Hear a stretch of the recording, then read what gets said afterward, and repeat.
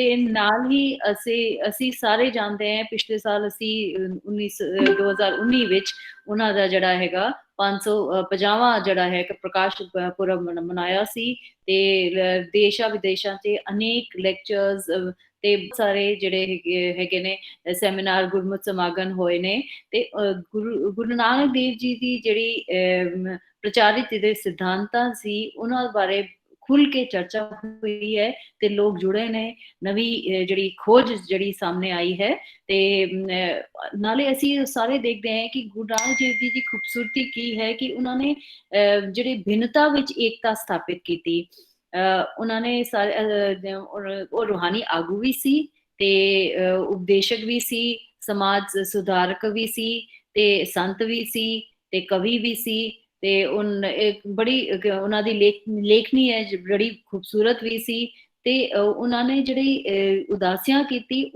ਉਸ ਵਿੱਚ ਉਹਨਾਂ ਨੇ ਅਸਮਾਨਤਾ ਮਤਭੇਦਾਂ ਅੰਧ ਵਿਸ਼ਵਾਸਾਂ ਇਹਨਾਂ ਸਾਰਿਆਂ ਨੂੰ ਖਤਮ ਕਰਕੇ ਇੱਕ ਨਵੇਂ ਸਮਾਜ ਦੀ ਸੰਕਲਪਨਾ ਕੀਤੀ ਤੇ ਲੋਕਾਂ ਨੂੰ ਇਸ ਸਮਾਜ ਵਿੱਚ ਰਹਿਣ ਵਾਸਤੇ ਕਿਹਾ ਵੀ ਤੇ ਆਪ ਵੀ ਉਹਨਾਂ ਨੇ ਜਿਹੜੀ ਮਾਡਲ ਔਰ ਆਈਡਲ ਜਿਹੜੀ ਲਾਈਫ ਹੈ ਉਹ ਜੀ ਤੇ ਉਹ ਨਾਲ ਹੀ ਪ੍ਰੇਰਣਾ ਦਿੱਤੀ ਕਿ ਲੋਕ ਵੀ ਉਸ ਤਰ੍ਹਾਂ ਹੀ ਰਹਿਣ ਤੇ ਕਿਰਤ ਕਰੋ ਵੰਡ ਛਕੋ ਅਤੇ ਨਾਮ ਜਪੋ ਜਿਹੜੀ ਫਿਲਾਸਫੀ ਹੈ ਉਹ ਸਾਰੀ ਉਹਨਾਂ ਦੇ ਸਿਧਾਂਤਾਂ ਦਾ ਨਿਚੋੜ ਕਿਹਾ ਜਾ ਸਕਦਾ ਹੈ ਕਿਉਂਕਿ ਇਹ ਸਾਨੂੰ ਰੂਹਾਨੀ ਉਪਦੇਸ਼ ਤੋਂ ਦਿੰਦੀ ਹੈ ਨਾਲ ਹੀ ਇਸ ਜੀਵਨ ਵਿੱਚ ਕਿਵੇਂ ਰਹਿਣਾ ਹੈ ਇਹ ਵੀ ਸਾਨੂੰ ਸਿਖਾਉਂਦੀ ਹੈ ਤੇ ਉਹਨਾਂ ਦੀ ਜਿਹੜੀ ਭਾਸ਼ਾ ਬੜੀ ਹੀ ਸੌਖੀ ਬੜੀ ਸਿੰਪਲ ਤੇ ਬੜੀ ਖੂਬਸੂਰਤ ਗੱਲ ਇਹ ਹੈ ਕਿ ਉਹ ਜਿੱਥੇ ਵੀ ਗਏ ਲੋਕਾਂ ਨੇ ਉਹਨਾਂ ਦਾ ਨਿੱਘਾ ਸਵਾਗਤ ਕੀਤਾ ਲੋਕਾਂ ਨੇ ਉਹਨਾਂ ਦੇ ਜਿਹੜੇ ਵਿਚਾਰ ਹੈ ਉਹਨਾਂ ਨੂੰ ਗ੍ਰਹਿਣ ਵੀ ਕੀਤਾ ਕਿਉਂਕਿ ਉਹਨਾਂ ਦੇ ਸਿਧਾਂਤਾਂ ਵਿੱਚ ਮਨੁੱਖਤਾਵਾਦੀ ਭਾਵਨਾ ਸਮਾਜਿਕ ਧਾਰਮਿਕ ਅਤੇ ਵਿਸ਼ਵਵਿਆਪੀ ਆਦਰਸ਼ਾਂ ਦੀ ਤੁਲਨਾ ਸੀ ਤੇ ਲੋਕਾਂ ਨੂੰ ਉਹਨਾਂ ਦੀ ਗੱਲ ਬੜੀ ਸੌਖੇ ਤਰੀਕੇ ਨਾਲ ਸਮਝ ਵੀ ਆਈ ਤੇ ਲੋਕ ਉਹਨਾਂ ਦੇ ਨਾਲ ਜੁੜੇ ਔਰ ਉਹਨਾਂ ਦੀ ਉਦਾਸੀਆਂ ਵਿੱਚ ਜਿਹੜੇ ਹੈਗੇ ਉਹ ਮੱਕਾ ਵੀ ਗਏ ਹਿਮਾਲਯ ਦੀ ਉੱਚੀ ਚੋਟੀਆਂ ਤੇ ਵੀ ਗਏ ਨੇ ਸੁਮੇਰ ਪਰਬਤ ਤੇ ਵੀ ਗਏ ਨੇ ਤੇ ਔਰ ਅਗਿਆਨਤਾ ਦੇ ਅੰਧੇਰੇ ਵਿੱਚੋਂ ਲੋਕਾਂ ਨੂੰ ਕੱਢ ਕੇ ਬਾਹਰ ਉਹਨਾਂ ਨੇ ਕੱਢਿਆ ਸੀ ਤੇ ਔਰ ਉਹਨਾਂ ਦੇ ਆਸ਼ੀਰਵਾਦ ਦੇ ਨਾਲ ਹੀ ਲੋਕਾਂ ਦੇ ਜਿਹੜੇ ਤਕਲੀਫ ਸੀ ਦੁੱਖ ਤਕਲੀਫ ਉਹ ਸਾਰੀ ਦੂਰ ਹੋਈ ਸੀ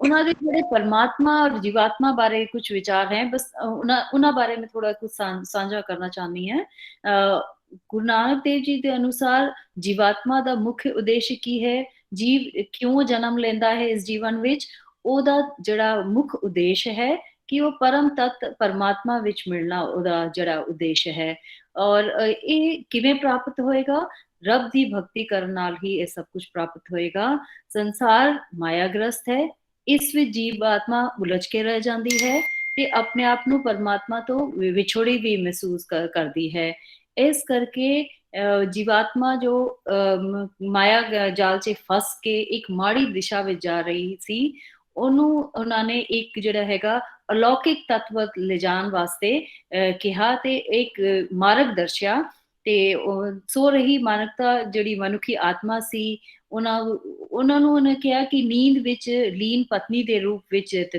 ਉਹਨਾਂ ਨੇ ਚਿਤਰਿਆ ਤੇ ਉਹਨਾਂ ਨੇ ਕਿਹਾ ਕਿ ਜਿਹਨੂੰ ਪਰਮਾਤਮਾ ਰੂਪੀ ਜਿਹੜਾ ਪਤੀ ਹੈ ਉਹ ਹਿਲਾ ਕੇ ਜਗਾਉਂਦਾ ਹੈ ਤੇ ਤਾਂ ਹੀ ਜਿਹੜੀ ਹੈਗੀ ਜੀਵਾਤਮਾ ਆਪਣੀ ਚੰਚਲਤਾ ਨੂੰ ਤਿਆਗ ਦਿੰਦੀ ਹੈ ਤੇ ਉਸ ਤੋਂ ਬਾਅਦ ਜਿਹੜੀ ਹੈ ਸੰਪੂਰਨ ਪਰਮਾਤਮਾ ਨੂੰ ਪਹਿਚਾਣਦੀ ਹੈ ਤੇ ਉਹਨਾਂ ਨੇ ਪਰਮਾਤਮਾ ਨੂੰ ਸਰਬ ਸ਼ਕਤੀਮਾਨ ਸਰਬ ਸਮਰੱਥ ਸਰਬ ਵਿਆਪਕ ਸਰਬ ਰੂਪੀ ਵੀ ਕਿਹਾ ਨਾਲੇ ਇਹ ਵੀ ਕਿਹਾ ਕਿ ਕੀਤਾ ਪਸਾਓ ਇੱਕ ਕਵਾਓ ਤਿਸ ਤੇ ਹੋਵੇ ਲਗ ਦਰਿਆਓ ਉਸਦੇ ਇੱਕ ਇਸ਼ਾਰੇ ਨਾਲ ਹੀ ਜਿਹੜੀ ਹੈ ਸ੍ਰਿਸ਼ਟੀ ਪੈਦਾ ਹੋਈ ਹੈ ਤੇ ਪਰਮਾਤਮਾ ਦਾ ਜਿਹੜਾ ਵਾਸ ਹੈ ਸਾਰੀ ਸ੍ਰਿਸ਼ਟੀ ਵਿੱਚ ਹੈ ਤੇ ਮੂਲ ਮੰਤਰ ਵਿੱਚ ਵੀ ਉਹਨਾਂ ਨੇ ਪਰਮਾਤਮਾ ਨੂੰ ਪੁਰਖ ਦੇ ਰੂਪ ਵਿੱਚ ਪੇਸ਼ ਕੀਤਾ ਹੈਗਾ ਤੇ ਨਾਲੇ ਇਸ ਤੋਂ ਬਾਅਦ ਵੀ ਉਹਨਾਂ ਨੇ ਕਿਹਾ ਕਿ ਮਨੁੱਖ ਜਿਹੜੇ ਹੈ ਉਹਨੂੰ ਆਪਣੇ ਕਰਮ ਕਰਨੇ ਚਾਹੀਦੇ ਨੇ ਕਰਮ ਕਿਰਤ ਕਰਮਾਂ ਦੇ ਪ੍ਰਭਾਵ ਨਾਲ ਹੀ ਸਾਰੇ ਜਿਹੜੇ ਸੰਕਟ ਹੈ ਉਹ ਮਿਟ ਜਾਂਦੇ ਨੇ ਜਿਹੜਾ ਅਸੰਭਵ ਜਿਹੜੀ ਚੀਜ਼ ਹੈ ਉਹ ਜਿਸ ਨੂੰ ਮੰਨਿਆ ਗਿਆ ਹੈ ਉਹ ਵੀ ਸੰਭਵ ਹੋ ਜਾਂਦੀ ਹੈ ਤੇ ਮਨੁੱਖ ਨੂੰ ਜਿਵੇਂ ਜਿਹੜੇ ਹੈ ਗੁਰਮੁਖ ਜਿਹੜੇ ਹੈ ਵਿਅਕਤੀ ਬਣਨਾ ਚਾਹੀਦਾ ਤੇ ਕਿਉਂਕਿ ਗੁਰਮੁਖ ਵਿਅਕਤੀ ਜਿਹੜਾ ਹੈ ਰੱਬ ਨਾਲ ਜੁੜਾ ਹੁੰਦਾ ਹੈ ਤੇ ਪਰਮਾਤਮਾ ਦਾ ਜਿਹੜੇ ਪਰਮਾਤਮਾ ਨੂੰ ਪਾ ਲੈਂਦਾ ਹੈ। ਤੇ ਇਸ ਕਰਕੇ ਉਹਨਾਂ ਨੇ ਜਿਹੜੇ ਕਰਮ ਕਾਂਡਾਂ ਦਾ ਖੰਡਨ ਕਰਦੇ ਵੇ ਇੱਕ ਪਰਮਾਤਮਾ ਦੀ ਭਗਤੀ ਨਾਲ ਜੁੜਨ ਦਾ ਸੰਦੇਸ਼ ਦਿੱਤਾ। ਨਾਲ ਹੀ ਉਹਨਾਂ ਨੇ ਕਿਹਾ ਜਿਵੇਂ ਉਹਨਾਂ ਨੇ ਗੁਰੂ ਨਾਨਕ ਦੇਵ ਜੀ ਨੇ ਜਿਹੜਾ ਆਦਰਸ਼ ਪ੍ਰੇਮ ਹੈ, ਜਿਹੜਾ ਪਰਮਾਤਮਾ ਦੇ ਪ੍ਰਤੀ ਆਦਰਸ਼ ਪ੍ਰੇਮ ਹੈ, ਉਸਨੂੰ ਕਈ ਵਿਚਾਰਾਂ ਦੇ ਰੂਪ ਵਿੱਚ ਪ੍ਰਕਟ ਕੀਤਾ। ਜਿਵੇਂ ਉਹਨਾਂ ਨੇ ਕਿਹਾ ਕਿ ਬਬੀਹਾ ਅਤੇ ਪਾਣੀ ਦੀ ਬੂੰਦ, ਜਿਵੇਂ ਜਾਂ ਫਿਰ ਪਾਣੀ ਅਤੇ ਮੱਛੀ, ਇਹ ਜਿਵੇਂ ਇੱਕ ਦੂਜੇ ਨਾਲ ਜੁੜੇ ਹੋਏ ਨੇ। ਸਿਮਿਲਰਲੀ ਜਿਵੇਂ ਜਿਹੜੇ ਜੀਵਾਤਮਾ ਵੀ ਜੋ ਹੈ ਇਸ ਪਰਮਾਤਮਾ ਨਾਲ ਜੁੜੀ ਹੋਈ ਹੈ ਤੇ ਪਰਮਾਤਮਾ ਦੀ ਮਹਿਮਾ ਵਿਚਰਨੀ ਚਾਹੀਦੀ। ਸਾਨੂੰ ਸਤਨਾਮ ਦਾ ਪ੍ਰਯੋਗ ਕਰਨਾ ਚਾਹੀਦਾ। ਜਪਜੀ ਸਾਹਿਬ ਦਾ ਪਾਠ ਵੀ ਉਹਨਾਂ ਨੇ, ਜਪਜੀ ਸਾਹਿਬ ਦੇ ਪਾਠ ਵਿੱਚ ਉਹਨਾਂ ਨੇ ਕਿਹਾ ਅੰਮ੍ਰਿਤ ਵੇਲਾ ਸਚ ਨਾਮ ਵਡਿਆਈ ਵਿਚਾਰ। ਤੇ ਬਾਕੀ ਉਹਨਾਂ ਨੇ ਹੋਰ ਵੀ ਕਿਹਾ ਪਰਮਾਤਮਾ ਅਜੂਨੀ ਹੈ, ਅਗਮ ਅਗੋਚਰ, ਅਪਾਰ, ਬੇਅੰਤ, ਅਨੂਪ, ਅਤੁਲ, ਅਨੇਕ ਉਪਮਾਵਾਂ ਉਹਨਾਂ ਨੇ ਪਰਮਾਤਮਾ ਬਾਰੇ ਦਿੱਤੀ ਹੈ। ਤੇ ਇਸ ਕਰਕੇ ਉਹਨਾਂ ਦੇ ਪਰਮਾਤਮਾ ਦੇ ਵਿਚਾਰ ਜਿਹੜੇ ਹੈਗੇ ਨੇ, ਇੱਕ ਓਂਕਾਰ ਵਾਲੀ ਜਿਹੜੀ ਫਿਲਾਸਫੀ ਹੈ ਉਹ ਅਲੌਕਿਕ ਹੈ। ਇੱਕ ਉਹਨਾਂ ਦਾ ਦਰਸ਼ਨ ਜਿਹੜਾ ਕ੍ਰਾਂਤੀਕਾਰੀ ਸੀ ਤੇ ਉਹਨਾਂ ਨੇ ਪਰਮਾਤਮਾ ਨਾਲ ਜੋੜ ਕੇ ਸਾਰੀ ਚੀਜ਼ਾਂ ਨੂੰ ਦਾ ਵਿਸ਼ਲੇਸ਼ਣ ਕੀਤਾ ਤੇ ਲੋਕਾਂ ਨੂੰ ਕਿਹਾ ਕਿ ਇੱਕ ਪਰਮਾਤਮਾ ਨਾਲ ਜੁੜਨ ਤੇ ਭੇਦਭਾਵ ਤੇ ਰੂੜੀਵਾਦੀ ਰੀਤੀ ਰਿਵਾਜਾਂ ਨੂੰ ਛੱਡ ਦੇਣ ਤੇ ਪ੍ਰੇਮ ਦੇ ਅਟੁੱਟ ਬੰਧਨ ਵਿੱਚ ਬੰਧਨ। ਇਹ ਪ੍ਰੇਮ ਜਿਹੜਾ ਹੈ ਪਰਮਾਤਮਾ ਨਾਲ ਵੀ ਤੇ ਆਪਣੇ ਜਿਹੜੇ ਹੈ ਸਾਥੀਆਂ ਨਾਲ ਵੀ, ਆਪਣੇ ਮਨੁੱਖ ਨਾਲ ਵੀ। ਤੇ ਉਹਨਾਂ ਨੇ ਇੱਕ ਹਿਊਮੈਨਿਟੇਰੀਅਨ ਵਿਊ ਜਿਹੜਾ ਹੈਗਾ ਲੋਕਾਂ ਦੇ ਸਾਹਮਣੇ ਰੱਖਿਆ। ਤੇ ਇਸ ਕਰਕੇ ਅਸੀਂ ਸਾਰੇ ਸਮਝਦੇ ਹਾਂ ਕਿ ਉਹਨਾਂ ਦੀ ਜਿਹੜਾ ਦਰਸ਼ਨ ਸੀ ਕਲਿਆਣਕਾਰੀ ਸੀ ਤੇ ਉਹਨਾਂ ਦੀ ਵਿਚਾਰਧਾਰਾ ਬਹੁਤ ਹੀ ਪ੍ਰੋਗਰੈਸਿਵ ਸੀ ਤੇ ਅੱਜ ਦੇ ਯੁੱਗ ਵਿੱਚ ਵੀ ਉਹਦੀ ਜਿਹੜੀ ਹੈ ਅਨੋਖੀ ਸਾਰਥਕਤਾ ਸਾਨੂੰ ਨਜ਼ਰ ਆਉਂਦੀ ਹੈ। ਇਸ ਕਰਕੇ ਗੁਰੂ ਨਾਨਕ ਦੇਵ ਜੀ ਦੇ ਜਿਹੜੇ ਵਿਚਾਰ ਹੈਗੇ ਨੇ ਅੱਜ ਵੀ ਮੇਰੀ ਸਮਝ ਨਾਲ ਉਨੇ ਹੀ ਰੈਲੇਵੈਂਟ ਹੈਗੇ ਨੇ ਜਿੰਨੇ ਕਿ ਕੱਲ ਸੀ ਜਾਂ ਪਹਿਲਾਂ ਆਉਣ ਵਾਲੇ ਸਮੇਂ 'ਚ ਵੀ ਰਹਿਣਗੇ। ਤੇ ਅਗਰ ਅਸੀਂ ਉਹਨਾਂ ਦੇ ਵਿਚਾਰ ਨੂੰ ਪੜ੍ਹ ਕੇ ਸਮਝਦੇ ਹਾਂ, ਇਹਨਾਂ ਦੇ ਗੂੜ ਦਰਸ਼ਨ ਨੂੰ ਸਮਝਦੇ ਹਾਂ ਤੇ ਸਾਡਾ ਜੀਵਨ ਸਾਰਥਕ ਹੈ, ਸਫਲ ਹੈ। ਤੇ ਨਾਲ ਹੀ ਫਿਰ ਮੈਂ ਜਿਹੜੇ ਸਾਡੇ ਗੈਸਟ ਹੈਗੇ ਆ ਉਹਨਾਂ ਦਾ ਫਿਰ ਸਵਾਗਤ ਕਰਦੀ ਹਾਂ। ਤੇ ਡਿਵਿਨਿਟੀ ਸੁਸਾਇਟੀ ਸਾਡੀ ਜਿਹਨੇ ਇੱਕ ਕਾਰਜਕ੍ਰਮ ਆਯੋਜਿਤ ਕੀਤਾ ਹੈਗਾ ਤੇ ਡਾਕਟਰ ਇਕਬਾਲ ਕੌਰ, ਹੋਰ ਉਹਨਾਂ ਦੇ ਸਾਥੀ ਹਰਵਿੰਦਰ, ਹੋਰ ਜਿਹੜੇ ਸਾਥੀ ਹੈਗੇ ਨੇ ਜਿਨ੍ਹਾਂ ਨੇ ਇਹ ਕਾਰਜਕ੍ਰਮ ਨੂੰ ਆਯੋਜਿਤ ਕੀਤਾ ਹੈਗਾ, ਲੈਕਚਰ ਨੂੰ ਆਰਗੇਨਾਈਜ਼ ਕੀਤਾ ਹੈ, ਉਹਨਾਂ ਨੂੰ ਵੀ ਬਹੁਤ ਬਹੁਤ ਮੁਬਾਰਕਬਾਦ। ਤੇ ਬੱਚੇ ਜਿਹੜੇ ਜੁੜੇ ਨੇ ਉਹਨਾਂ ਨੂੰ ਸਪੈਸ਼ਲ ਜਿਹੜਾ ਹੈਗਾ ਮੁਬਾਰਕਬਾਦ, ਕਿਉਂਕਿ ਉਹ ਇੱਕ ਚੰਗੀ ਜਿਹੜੀ ਥਾਂ ਹੈ ਉੱਥੇ ਆਏ ਨੇ ਤੇ ਚੰਗੇ ਕੰਮਾਂ ਨਾਲ ਜੁੜੇ ਨੇ। ਤੇ ਇਹੋ ਜਿਹੇ ਲੈਕਚਰ ਹੈ ਉਹਨਾਂ ਦੇ ਜਿਹੜੇ ਵਰਲਡ ਵਿਊ ਹੈ ਉਹਨਾਂ ਨੂੰ ਸੁਧਾਰਨ ਦਾ ਬਹੁਤ ਬਹੁਤ ਉਹਨਾਂ ਨੂੰ ਮੌਕਾ ਮਿਲੇਗਾ। ਤੇ ਕਾਲਜ ਵਿੱਚ ਅਸੀਂ ਜੋ ਨਾਲ ਹੀ ਇਹੋ ਜਿਹੇ ਲੈਕਚਰ ਤੇ ਇਹੋ ਜਿਹੇ ਕਾਨਫਰੰਸਾਂ ਕਰਦੇ ਰਹਿੰਦੇ ਨੇ ਜਿਸ ਵਿੱਚ ਬੱਚਿਆਂ ਨੂੰ ਜਿਹੜੇ ਹੈਗੀ ਸੋਝੀ ਆਏ ਤੇ ਇੱਕ ਚੰਗੀ ਰਾਹ ਉਹਨਾਂ ਦੇ ਸਾਹਮਣੇ ਆਏ। ਤੇ ਧੰਨਵਾਦ। ਧੰਨਵਾਦ ਮੈਡਮ। ਸਾਡੇ ਅੱਜ ਦੇ ਭਾਸ਼ਣ ਦੇ ਦੋ ਸਪੀਕਰਸ ਹਨ, ਡਾਕਟਰ ਐਸ.ਐਸ. ਸ਼ੀਨਾ ਜੀ, Khalsa college, faculty of agriculture, Amritsar ਤੋਂ ਰਿਟਾਇਰਡ ਡੀਨ, ਅਤੇ ਦੂਜੇ ਸਪੀਕਰ ਹਨ ਸਰਦਾਰ ਹਰਿੰਦਰਪਾਲ ਸਿੰਘ ਜੀ, ਦਿੱਲੀ ਤੋਂ। ਮੈਂ ਸਭ ਤੋਂ ਪਹਿਲਾਂ ਡਾਕਟਰ ਐਸ.ਐਸ. ਸ਼ੀਨਾ ਜੀ ਨੂੰ ਸੱਦਾ ਦੇਵਾਂਗੀ, ਪਰ ਇਸ ਤੋਂ ਪਹਿਲਾਂ ਮੈਂ ਉਹਨਾਂ ਬਾਰੇ ਸੰਖੇਪ ਜਾਣਕਾਰੀ ਸਾਂਝੀ ਕਰਾਂਗੀ।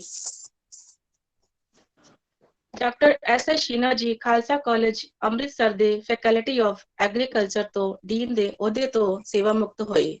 2019 ਵਿੱਚ ਇਹਨਾਂ ਨੂੰ ਸਾਹਿਤ ਕੇਂਦਰ ਗੁਰਦਾਸਪੁਰ ਨੇ ਲਾਈਫ ਟਾਈਮ ਅਚੀਵਮੈਂਟ ਅਵਾਰਡ ਪ੍ਰਦਾਨ ਕੀਤਾ। ਪੰਜਾਬੀ ਤੇ ਅੰਗਰੇਜ਼ੀ ਵਿੱਚ ਉਹਨਾਂ ਦੀਆਂ ਵੱਖ-ਵੱਖ ਵਿਸ਼ਿਆਂ ਤੇ ਲਿਖੀਆਂ 60 ਤੋਂ ਉੱਪਰ ਪੁਸਤਕਾਂ ਹਨ। ਅਖਬਾਰਾਂ ਵਿੱਚ ਵੀ ਉਹਨਾਂ ਦੇ ਖੇਤੀ ਨਾਲ ਸੰਬੰਧਿਤ ਸਮੱਸਿਆਵਾਂ ਬਾਰੇ ਭਿੰਨ-ਭਿੰਨ ਲੇਖ ਛਪਦੇ ਰਹਿੰਦੇ ਹਨ। ਗੁਰੂ ਨਾਨਕ ਦੇਵ ਯੂਨੀਵਰਸਿਟੀ ਦੇ ਸੀਨੇਟ ਦੇ ਮੈਂਬਰ ਰਹਿਣ ਤੋਂ ਇਲਾਵਾ ਇਹ ਖਾਲਸਾ ਕਾਲਜ ਗਵਰਨਿੰਗ ਕਾਉਂਸਲ ਦੇ ਮੈਂਬਰ ਵੀ ਹਨ। ਇਸ ਤੋਂ ਇਲਾਵਾ ਖੇਤੀ ਅਤੇ ਸਮਾਜ ਵਿਗਿਆਨ ਨਾਲ ਸੰਬੰਧਿਤ ਬਹੁਤ ਸਾਰੀਆਂ ਕੌਮਾਂਤਰੀ ਪੱਧਰ ਦੀਆਂ ਸੰਸਥਾਵਾਂ ਦੇ ਮੈਂਬਰ ਵੀ ਰਹੇ ਹਨ ਅਤੇ ਸਮੇਂ-ਸਮੇਂ ਦੇਸ਼ ਵਿਦੇਸ਼ 'ਚ ਹੁੰਦੀਆਂ ਕਾਨਫਰੰਸਾਂ ਵਿੱਚ ਵੀ ਉਹਨਾਂ ਨੇ ਵੱਧ ਚੜ੍ਹ ਕੇ ਹਿੱਸਾ ਲਿਆ ਹੈ। ਇਸ ਸੰਖੇਪ ਜਾਣਕਾਰੀ ਤੋਂ ਬਾਅਦ ਮੈਂ ਸਿੱਧੇ ਤੌਰ ਤੇ ਡਾਕਟਰ ਐਸ.ਐਸ. ਸ਼ੀਨਾ ਜੀ ਨੂੰ ਅੱਜ ਦੇ ਵਿਸ਼ੇਸ਼ ਭਾਸ਼ਣ ਲਈ ਸੱਦਾ ਦਿੰਦੀ ਹਾਂ। हाँ, मैं बोल रहा हूँ। बहुत ही सत्कारयोग इस Mata Sundari college for woman के वैबनार में हिस्सा लै रही सत्कारयोग साध संगत जी, वाहिगुरू जी का खालसा, श्री वाहिगुरू जी की फतेह। मैं जगत गुरु श्री गुरु नानक देव जी के 155 गुरपुरब दिहाड़े ते तुहानू सब नू बहुत बहुत बधाइयां दिंदा हाँ कि तुसी इस वैबीनार में हिस्सा लै रहे हो। सतगुरु नानक प्रगटिया मिट्टी धुद जग चानन होया। ये जिहड़ा कथन आ ये उस समय की समाजिक दृष्टि सामने रखदे बहुत ही ज़्यादा ढुकवा ते बहुत ही एक रोशनी देने वाला एक विख्यान सी। ठीक ही उस समय ते भारत विच तुर्कां दा राज सी। 12वीं सदी दे विच तुर्क जदों भारत की धरती ते आए सन उदों तो चल के ते गुरु नानक साहब के वक्त तो बहुत चिर बाद 1520 के 19 तक इत्थे तुर्कां दा राज चल रहा सी, जदों कि मुगल साम्राज ने इहदे ते कब्जा करने की कोशिश की। सब तो पहला बाबर ने हमला 1519 किया पर उसनूं सफलता ना मिली। 1526 विच बाबर नूं सफलता मिली पर 1520 विच जदों बाबर ने दूसरा हमला किया, गुरु नानक साहब एमनाबाद विच अपने बड़े प्यारे सेवक भाई लालो के घर उस वेले ठहरे हुए सन। बाबर ने बहुत जुल्म किया। उस समय जदों कि कई राजे हिंदुस्तान में राज करते सन, किसी विच ये जरूरत नहीं सी कि बाबर नूं उहदा मुकाबला कर सके या उहनूं उहदे गलत काम वास्ते गलत कह सके। पर गुरु नानक साहब ने उस समय जो एक फकीर सन, संत सन, उन्होंने बाबर नूं ललकारिया कि तू बहुत जुल्म किया है, तू बहुत गलत काम किया है। बाबर ने गुरु नानक साहब नूं होरनां कैदियां नाल जेल दे विच कैद किया। उस तो बाद जदों जेल के मुलाजमान ने यह गल वेख्या, उन्हां दे नूर नूं वेख्या, उन्हां च कुछ कौतक वेखे, जिस तरह कहा जाता कि चक्कियां अपने आप ही चलण लग पईयां, तो जेल मुलाजमान ने प्रभावित होकर उन्होंने बाबर नूं सारी गल दसी ते बाबर खुद उन्होंने मिलण आए। पर जदों मिलण आए ने उन्होंने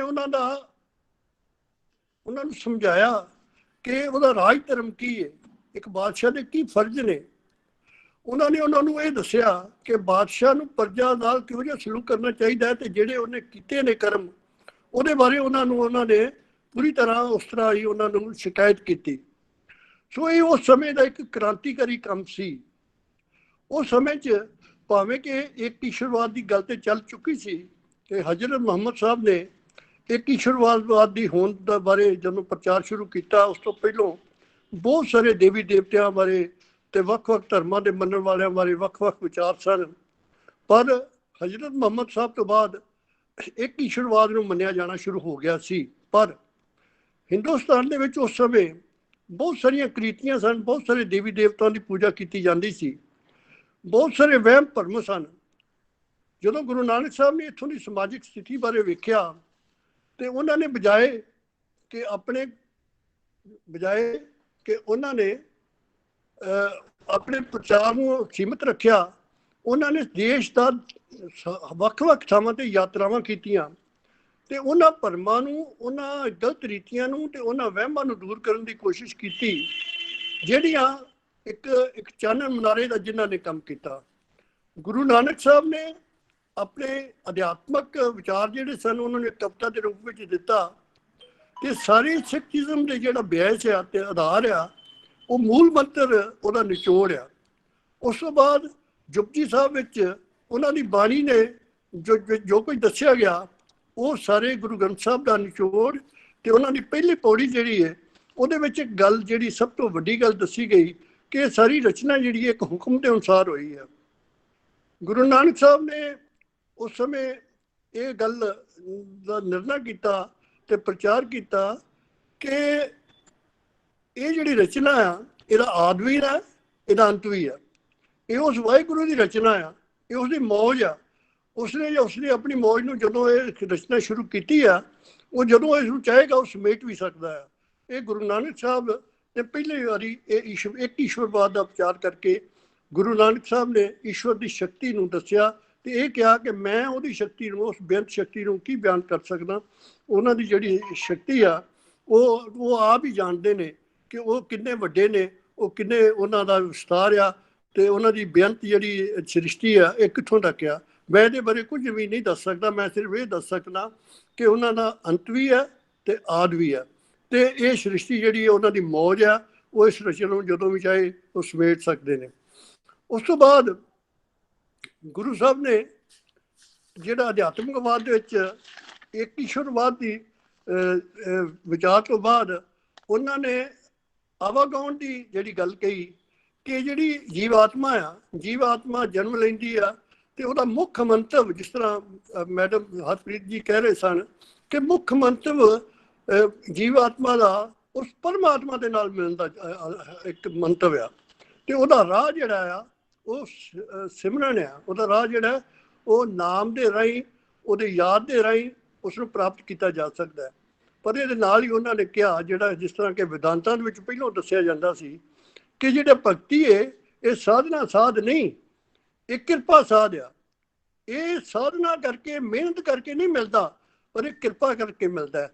ਪਰ ਗੁਰੂ ਨਾਨਕ ਸਾਹਿਬ ਨੇ ਕਿਹਾ ਕਿ ਉਸ ਕਿਰਪਾ ਨੂੰ ਪ੍ਰਾਪਤ ਕਰਨ ਵਾਸਤੇ ਸਾਧਨਾ, ਉਸ ਕਿਰਪਾ ਨੂੰ ਪ੍ਰਾਪਤ ਕਰਨ ਵਾਸਤੇ ਜਿਹੜਾ ਹਰ ਵਕਤ ਦਾ ਉਹ ਯਾਦ ਪਰਮਾਤਮਾ ਦੀ, ਉਹਦਾ ਕਰਨਾ ਜਿਹੜਾ ਆ ਉਹ ਸਾਡੀ ਜਿਹੜੀ ਰੋਜ਼ਾਨਾ ਜ਼ਿੰਦਗੀ ਆ ਉਹਦਾ ਹਿੱਸਾ ਹੋਣਾ ਚਾਹੀਦਾ। ਗੁਰੂ ਨਾਨਕ ਸਾਹਿਬ ਨੇ ਕਿਹਾ ਕਿ ਇਸ ਆਵਾਗਾਉਣ ਤੋਂ ਮੁਕਤੀ ਤਾਂ ਮਿਲ ਸਕਦੀ ਹੈ ਕਿ ਜੇ ਜਨਮ ਮਰਨ ਦਾ ਖੇਡ ਜਿਹੜਾ ਇਹ ਖਤਮ ਹੋ ਜਾਵੇ। ਜਨਮ ਤੇ ਮਰਨ ਇਹ ਤਾਂ ਹੋ ਸਕਦਾ ਹੈ ਜਿਸ ਦੀ ਪ੍ਰਾਪਤੀ ਉਹਦੀ ਕਿਰਪਾ ਨਾਲ ਹੋਏਗੀ, ਪਰ ਉਹ ਉਸਦੀ ਭਗਤੀ ਨਾਲ ਉਹਨੂੰ ਜਾਣਨ ਕਰਨ ਵਾਸਤੇ ਹੋਏਗੀ। ਉਸ ਤੋਂ ਬਾਅਦ ਅਧਿਆਤਮਕਵਾਦ ਵਿੱਚ ਗੁਰੂ ਜੀ ਨੇ ਕਰਮ ਫਿਲਾਸਫੀ ਨੂੰ ਜਿਹੜਾ ਉਹ ਪ੍ਰਚਾਰਿਆ ਕਿ ਸਾਡੇ ਕਰਮ ਜਿਹੜੇ ਨੇ ਇਹ ਡਿਟਰਮਿਨ ਕਰਦੇ ਨੇ ਕਿ ਅਸੀਂ ਇਸ ਆਵਾਗਾਉਣ ਤੋਂ ਨਿਕਲਣਾ ਜਾਂ ਨਹੀਂ ਨਿਕਲਣਾ। ਤੇ ਚੰਗੇ ਕਰਮ ਜਿਹੜੇ ਨੇ ਉਹ ਚੰਗੇ ਪਾਸੇ ਖੜਦੇ ਨੇ, ਜਿਹੜੇ ਮਾੜੇ ਕਰਮ ਨੇ ਉਹ ਉਹਦੇ ਮਾੜੇ ਪਾਸੇ ਖੜਦੇ ਨੇ। ਗੁਰੂ ਸਾਹਿਬ ਨੇ ਜਿਸ ਤੇ ਅਧਿਆਤਮਕਵਾਦ ਵਿੱਚ ਆਪਣਾ ਵਿਚਾਰ ਦੇ ਕੇ ਤੇ ਸਿੱਖ ਧਰਮ ਦਾ ਆਧਾਰ ਬਣਾਇਆ, ਉੱਥੇ ਉਹਨਾਂ ਨੇ ਕੁਝ ਉਹ ਗੱਲਾਂ ਕੀਤੀਆਂ ਜਿਹੜੀਆਂ ਉਸ ਸਮੇਂ ਦੇ ਸੱਭਿਆਚਾਰ ਨੂੰ, ਉਸ ਸਮੇਂ ਦੇ ਸਮਾਜ ਨੂੰ, ਉਸ ਸਮੇਂ ਦੀ ਰਾਜਨੀਤੀ ਨੂੰ ਅਤੇ ਉਸ ਸਮੇਂ ਦੀ ਆਰਥਿਕਤਾ ਨੂੰ ਪ੍ਰਭਾਵਿਤ ਕਰਦੀਆਂ ਸਨ। ਇਹ ਬੜੀ ਅਜੀਬ ਗੱਲ ਆ ਲੱਗਦੀ ਹੈ ਕਿ ਉਹਨਾਂ ਨੇ ਉਹ ਗੱਲਾਂ ਵੀ ਮਹਿਸੂਸ ਕੀਤੀਆਂ ਕਿ ਜਿਹੜੀਆਂ ਕੁਝ 400-500 ਸਾਲਾਂ ਬਾਅਦ ਹੋਈਆਂ। ਉਹਨਾਂ ਗੱਲਾਂ ਨੂੰ ਉਹਨਾਂ ਨੇ ਉਸ ਸਮੇਂ ਮਹਿਸੂਸ ਕਰਕੇ ਉਹਨਾਂ ਦੇ ਸੁਧਾਰ ਵਾਸਤੇ ਆਪਣੇ ਜਿਹੜਾ ਸੀ ਉਹਨਾਂ ਨੇ ਜਿਹੜੇ ਵਿਚਾਰ ਸਨ ਉਹਦੇ ਬਾਰੇ ਕੀਤੇ ਤੇ ਨਾ ਸਿਰਫ ਵਿਚਾਰ ਹੀ ਦਿੱਤੇ, ਸਗੋਂ ਉਹਦਾ ਪ੍ਰਚਾਰ ਵੀ ਕੀਤਾ। ਉਸ ਪ੍ਰਚਾਰ ਦੇ ਵਾਸਤੇ ਉਹਨਾਂ ਨੂੰ 4 ਉਦਾਸੀਆਂ ਵੀ ਕਰਨੀਆਂ ਪਈਆਂ। ਉਹ ਪੂਰਬ ਦੇ ਵਿੱਚ ਢਾਕੇ ਤੱਕ ਗਏ, ਅਸਾਮ ਗਏ ਅਤੇ ਉਸ ਤੋਂ ਅੱਗੇ ਜਾ ਕੇ ਉਹ ਚਿੱਟਾਗਾਮ ਵੀ ਗਏ ਅਤੇ ਇਸ ਤਰ੍ਹਾਂ ਹੀ ਪੱਛਮ ਦੇ ਵਿੱਚ ਉਹ ਸਾਊਦੀ ਅਰਬੀਆ ਬਗਦਾਦ ਤੱਕ ਵੀ ਗਏ। ਇਸ ਤਰ੍ਹਾਂ ਹੀ ਉੱਤਰ ਦੇ ਵਿੱਚ ਉਹ ਤਿੱਬਤ ਤੇ ਸਮੇਰ ਪਰਬਤ ਤੇ ਵੀ ਗਏ ਤੇ ਦੱਖਣ ਦੇ ਵਿੱਚ ਉਹ ਸ਼੍ਰੀਲੰਕਾ ਤੱਕ ਵੀ ਗਏ, ਜਿਹਦੇ ਵਿੱਚ ਉਹਨਾਂ ਨੇ ਉਹਨਾਂ ਗੱਲਾਂ ਨੂੰ ਪ੍ਰਚਾਰਿਆ। ਉਹਨਾਂ ਦੇ ਪ੍ਰਚਾਰ ਦੇ ਵਿੱਚ ਜਾਂ ਅੱਜ ਦੇ ਸਮਾਜ ਦੇ ਵਾਸਤੇ ਜਿਹੜੀਆਂ ਉਹਨਾਂ ਨੇ ਗੱਲਾਂ ਕੀਤੀਆਂ ਉਹ ਸਦੀਵੀ ਸਾਡੀ ਸੋਚ ਦਾ ਹਿੱਸਾ ਬਣੀਆਂ ਨੇ ਤੇ ਉਹ ਯੂਨੀਵਰਸਲ ਐਕਸੈਪਟੈਂਸ ਉਹਨਾਂ ਨੂੰ ਪ੍ਰਾਪਤ ਹੋਈ। ਜਿਸ ਤਰ੍ਹਾਂ ਮੈਂ ਕੁਝ ਗੱਲਾਂ ਦਾ ਜ਼ਿਕਰ ਕਰਾਂਗਾ ਕਿ ਉਹਨਾਂ ਨੇ ਸਮਾਜਵਾਦ ਨੂੰ ਉਸ ਵੇਲੇ ਕਿਆਸਿਆ ਤੇ ਨਹੀਂ ਸੀ, ਜਿਹੜਾ 19ਵੀਂ ਸਦੀ ਵਿੱਚ ਕਾਰਲ ਮਾਰਕਸ ਨੇ ਸ਼ੁਰੂ ਕੀਤਾ, ਪਰ ਉਹਨਾਂ ਨੇ ਸਮਾਜਵਾਦ ਦੀ ਮੈਂ ਕਹਿੰਦਾ ਕਿ ਨੀਂਹ ਰੱਖੀ। ਉਹ ਪਹਿਲੇ ਵਿਅਕਤੀ ਸਨ ਜਿਨ੍ਹਾਂ ਨੇ ਸਮਾਜਵਾਦ ਨੂੰ ਆਪਣੇ ਜੀਵਨ ਦੇ ਵਿੱਚ ਅਪਣਾਉਣ ਵਾਸਤੇ ਉਹਦਾ ਪ੍ਰਚਾਰ ਕੀਤਾ। ਉਹ ਪਹਿਲੇ ਆਪ ਵਿਅਕਤੀ ਸਨ ਜਿਨ੍ਹਾਂ ਨੇ ਉਸ ਜਿਹੜੀ ਫਰਾਂਸ ਦੀ ਕ੍ਰਾਂਤੀ ਜਿਹੜੀ ਹੋਈ, ਜਿਹੜੀ 1799 ਚ ਹੋਈ, ਉਸ ਕ੍ਰਾਂਤੀ ਤੋਂ 500 ਸਾਲ ਪਹਿਲਾਂ ਉਹਨਾਂ ਨੇ ਕਿਰਤੀ ਦੀ ਮਹਾਨਤਾ ਨੂੰ ਦੱਸਿਆ ਕਿ ਕਿਰਤੀਆਂ ਦੀ ਕਿੰਨੀ ਮਹਾਨਤਾ ਆ। ਜਦੋਂ ਮਲਕ ਭਾਗੋ ਜੀ ਨੇ ਉਹਨਾਂ ਨੂੰ ਖਾਣੇ ਤੇ ਸੱਦਿਆ ਤੇ ਉਹਨਾਂ ਨੇ ਇੱਕ ਪੂਰਨ ਗੁਰੂ ਹੋਣ ਦੇ ਨਾਤੇ, ਪੂਰਨ ਸੰਤ ਹੋਣ ਦੇ ਨਾਤੇ ਉਹਦਾ ਜਿਹੜਾ ਸੱਦਾ ਸੀ ਪ੍ਰਵਾਨ ਕੀਤਾ ਤੇ ਭਾਈ ਲਾਲੋ ਦੇ ਘਰ ਗਏ। ਭਾਈ ਲਾਲੋ ਕਿਰਤੀ ਸੀ। ਇਹ ਗੱਲ ਦੀ ਇੱਕ ਖਾਸ ਮਹੱਤਤਾ ਸੀ। ਇਹ ਕਿਰਤੀਆਂ ਦੀ ਮਹੱਤਤਾ ਦਾ ਪ੍ਰਤੀਕ ਸੀ ਕਿ ਕਿਰਤੀ ਜਿਹੜੇ ਨੇ ਉਹਨਾਂ ਦਾ ਸਥਾਨ ਜਿਹੜਾ ਉਹ ਉਸ ਸ਼ਹਿਰ ਦੇ ਇੱਕ ਮੁਖੀ ਤੋਂ ਕਿਤੇ ਉੱਤੇ ਆ ਤੇ ਇਸ ਕਰਕੇ ਭਾਵੇਂ ਉਹਨਾਂ ਨੇ ਉਹਦੇ ਰੋਟੀ ਦੇ ਵਿੱਚੋਂ ਲਹੂ ਦੀ ਗੱਲ ਜਾਂ ਭਾਈ ਲਾਲੋ ਦੀ ਰੋਟੀ ਦੇ ਵਿੱਚੋਂ ਦੁੱਧ ਦੀ ਗੱਲ ਕਰਕੇ ਉਸ ਗੱਲ ਨੂੰ ਪ੍ਰਚਾਰਿਆ, ਪਰ ਉਹਦੇ ਮਗਰ ਬਹੁਤ ਵੱਡੀ ਫਿਲਾਸਫੀ ਸੀ ਜਿਹੜੀ ਕਿਰਤੀ ਦੀ ਮਹਾਨਤਾ ਨੂੰ ਦੱਸਦੀ ਸੀ। ਉਹਨਾਂ ਦਾ ਮੁੱਖ ਸਿਧਾਂਤ ਕਿਰਤ ਕਰੋ, ਨਾਮ ਜਪੋ ਤੇ ਵੰਡ ਛਕੋ, ਇਹਨਾਂ ਤਿੰਨਾਂ ਗੱਲਾਂ ਤੇ ਆਧਾਰਿਤ ਸੀ। ਇਹ ਉਹ ਗੱਲਾਂ ਨੇ ਜਿਹੜੀਆਂ ਸਸਟੇਨੇਬਲ ਇਕਾਨਮੀ ਨੂੰ, ਸਸਟੇਨੇਬਲ ਰਾਜਨੀਤਿਕ ਵਿਵਸਥਾ ਨੂੰ ਤੇ ਸਸਟੇਨੇਬਲ ਸਮਾਜ ਨੂੰ ਸਥਿਤੀਆਂ ਨੇ। ਇਹਨਾਂ ਤਿੰਨਾਂ ਗੱਲਾਂ ਦੇ ਉੱਤੇ ਜੇ ਸਾਡਾ ਸਮਾਜ ਸੁਧਾਰਿਤ ਹੋ ਜਾਵੇ ਤਾਂ ਇਹ ਸਸਟੇਨੇਬਲ ਸਮਾਜ ਬਣੇਗਾ, ਇਹ ਲਗਾਤਾਰ ਚੱਲਣ ਵਾਲਾ ਸਮਾਜ ਬਣੇਗਾ। ਉਸ ਵੇਲੇ ਉਹਨਾਂ ਨੇ ਸ਼ਾਇਦ ਜਿਹੜੀ ਗੁਲਾਮਾਂ ਦੀ ਮੰਡੀ ਸੀ ਇੱਕ ਆਮ ਕਿਰਿਆ ਸੀ। ਔਰਤਾਂ ਨੂੰ, ਮਰਦਾਂ ਨੂੰ, ਈਵਨ ਬੱਚਿਆਂ ਨੂੰ ਮੰਡੀਆਂ ਦੇ ਵਿੱਚ ਜਿਸ ਤਰ੍ਹਾਂ ਪਸ਼ੂਆਂ ਦੀਆਂ ਮੰਡੀਆਂ ਲੱਗਦੀਆਂ ਨੇ ਵੇਚਿਆ ਜਾਂਦਾ ਸੀ। ਇਹ ਭਾਵੇਂ ਕਿ ਅਮਰੀਕਾ ਦੇ ਵਿੱਚ ਸਲੇਵਰੀ ਦੀ ਜਿਹੜੀ ਖਾਤਮਾ ਸੀ ਇਹ 19ਵੀਂ ਸਦੀ 'ਚ ਆ ਕੇ ਕੀਤਾ ਗਿਆ ਕਾਨੂੰਨੀ ਤੌਰ ਤੇ, ਪਰ ਇਹ ਸਾਰੀ ਦੁਨੀਆ ਦੇ ਵਿੱਚ ਇੱਕ ਕਾਨੂੰਨ ਵਾਂਗ ਚੱਲ ਰਿਹਾ ਸੀ।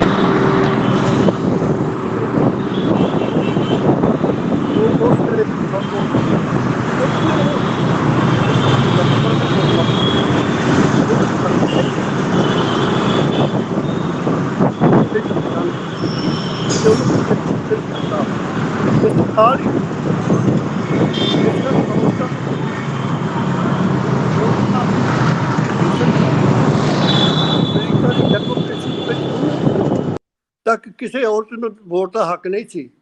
ਇਸ ਲਈ ਪਰ ਗੁਰੂ ਜੀ ਨੇ ਔਰਤ ਦੀ ਮਹੱਤਤਾ ਨੂੰ ਉਸ ਵੇਲੇ 500 ਸਾਲ ਪਹਿਲਾਂ ਉਹਨਾਂ ਨੂੰ ਉਹ ਸਤਿਕਾਰ ਪੈਦਾ ਕੀਤਾ ਜਿਹੜਾ ਅੱਜ ਦੀਆਂ ਸਰਕਾਰਾਂ ਕਾਨੂੰਨ ਬਣਾ ਕੇ ਪੈਦਾ ਕਰ ਰਹੀਆਂ ਨੇ। ਔਰਤਾਂ ਦੀ ਰਿਜ਼ਰਵੇਸ਼ਨ, ਔਰਤਾਂ ਨੂੰ ਵੋਟਾਂ ਦਾ ਅਧਿਕਾਰ, ਔਰਤਾਂ ਵਾਸਤੇ ਨੌਕਰੀਆਂ ਦਾ ਅਧਿਕਾਰ, ਇਹ ਸਾਰੇ ਜਿਹੜੀਆਂ ਗੌਰਮੈਂਟਾਂ ਹੁਣ ਕਰ ਰਹੀਆਂ ਨੇ। ਗੁਰੂ ਨਾਨਕ ਸਾਹਿਬ ਨੇ ਉਸ ਵੇਲੇ ਔਰਤਾਂ ਦੇ ਦਰਜੇ ਨੂੰ ਉਸਕੋ ਕਿਉਂ ਮੰਦਾ ਆਖੀਏ ਜਿਸ ਜੰਮੇ ਰਾਜਾਨ, ਇਸ ਤਰ੍ਹਾਂ ਵੱਡਾ ਦਰਜਾ ਜਿਹੜਾ ਸੀ ਉਸ ਸਮੇਂ ਤੇ ਦਿੱਤਾ। ਸ਼ਾਇਦ ਉਸ ਸਮੇਂ ਇਸ ਗੱਲ ਦਾ ਕਿਸੇ ਨੂੰ ਪਤਾ ਨਹੀਂ ਹੋਣਾ ਕਿ ਜਿਹੜੇ ਅੱਜ ਦੇ ਸਮਾਜ ਦੇ ਵਿੱਚ ਅਸੀਂ ਇਕੁਐਲਿਟੀ ਦੀ ਗੱਲ ਕਰਨੇ ਆ, ਉਹ ਗੁਰੂ ਨਾਨਕ ਸਾਹਿਬ ਨੇ ਉਸ ਵੇਲੇ ਅੱਜ ਤੋਂ 500 ਸਾਲ ਪਹਿਲਾਂ ਕੀਤੀ ਸੀ। 4 ਵਰਨ ਸੀ ਹਿੰਦੁਸਤਾਨ ਦੇ ਵਿੱਚ, ਸ਼ੂਦਰ ਸਨ, ਉੱਚੀਆਂ ਨੀਵੀਆਂ ਜਾਤੀਆਂ ਸਨ, ਪਰ ਗੁਰੂ ਜੀ ਨੇ ਪਹਿਲੀ ਵਾਰੀ ਇਹ ਪ੍ਰਚਾਰ ਕੀਤਾ ਕਿ ਸਾਰਿਆਂ ਨੂੰ ਬਰਾਬਰ ਕਰਨਾ ਚਾਹੀਦਾ, ਸਾਰਿਆਂ ਦੇ ਬਰਾਬਰ ਹੱਕ ਨੇ। ਸੋ ਇਹ ਜਿਹੜੇ ਮਨੁੱਖੀ ਅਧਿਕਾਰਾਂ ਦੀ ਗੱਲ ਜਿਹੜੀ ਯੂਐਨਓ ਨੇ ਹੁਣ ਆ ਕੇ ਕੀਤੀ 20ਵੀਂ ਸਦੀ ਵਿੱਚ, ਤੇ ਗੁਰੂ ਜੀ ਨੇ ਉਸ ਵੇਲੇ ਮਨੁੱਖੀ ਸੁਧਾਰਾਂ ਦੀ ਗੱਲ ਕੀਤੀ ਸੀ।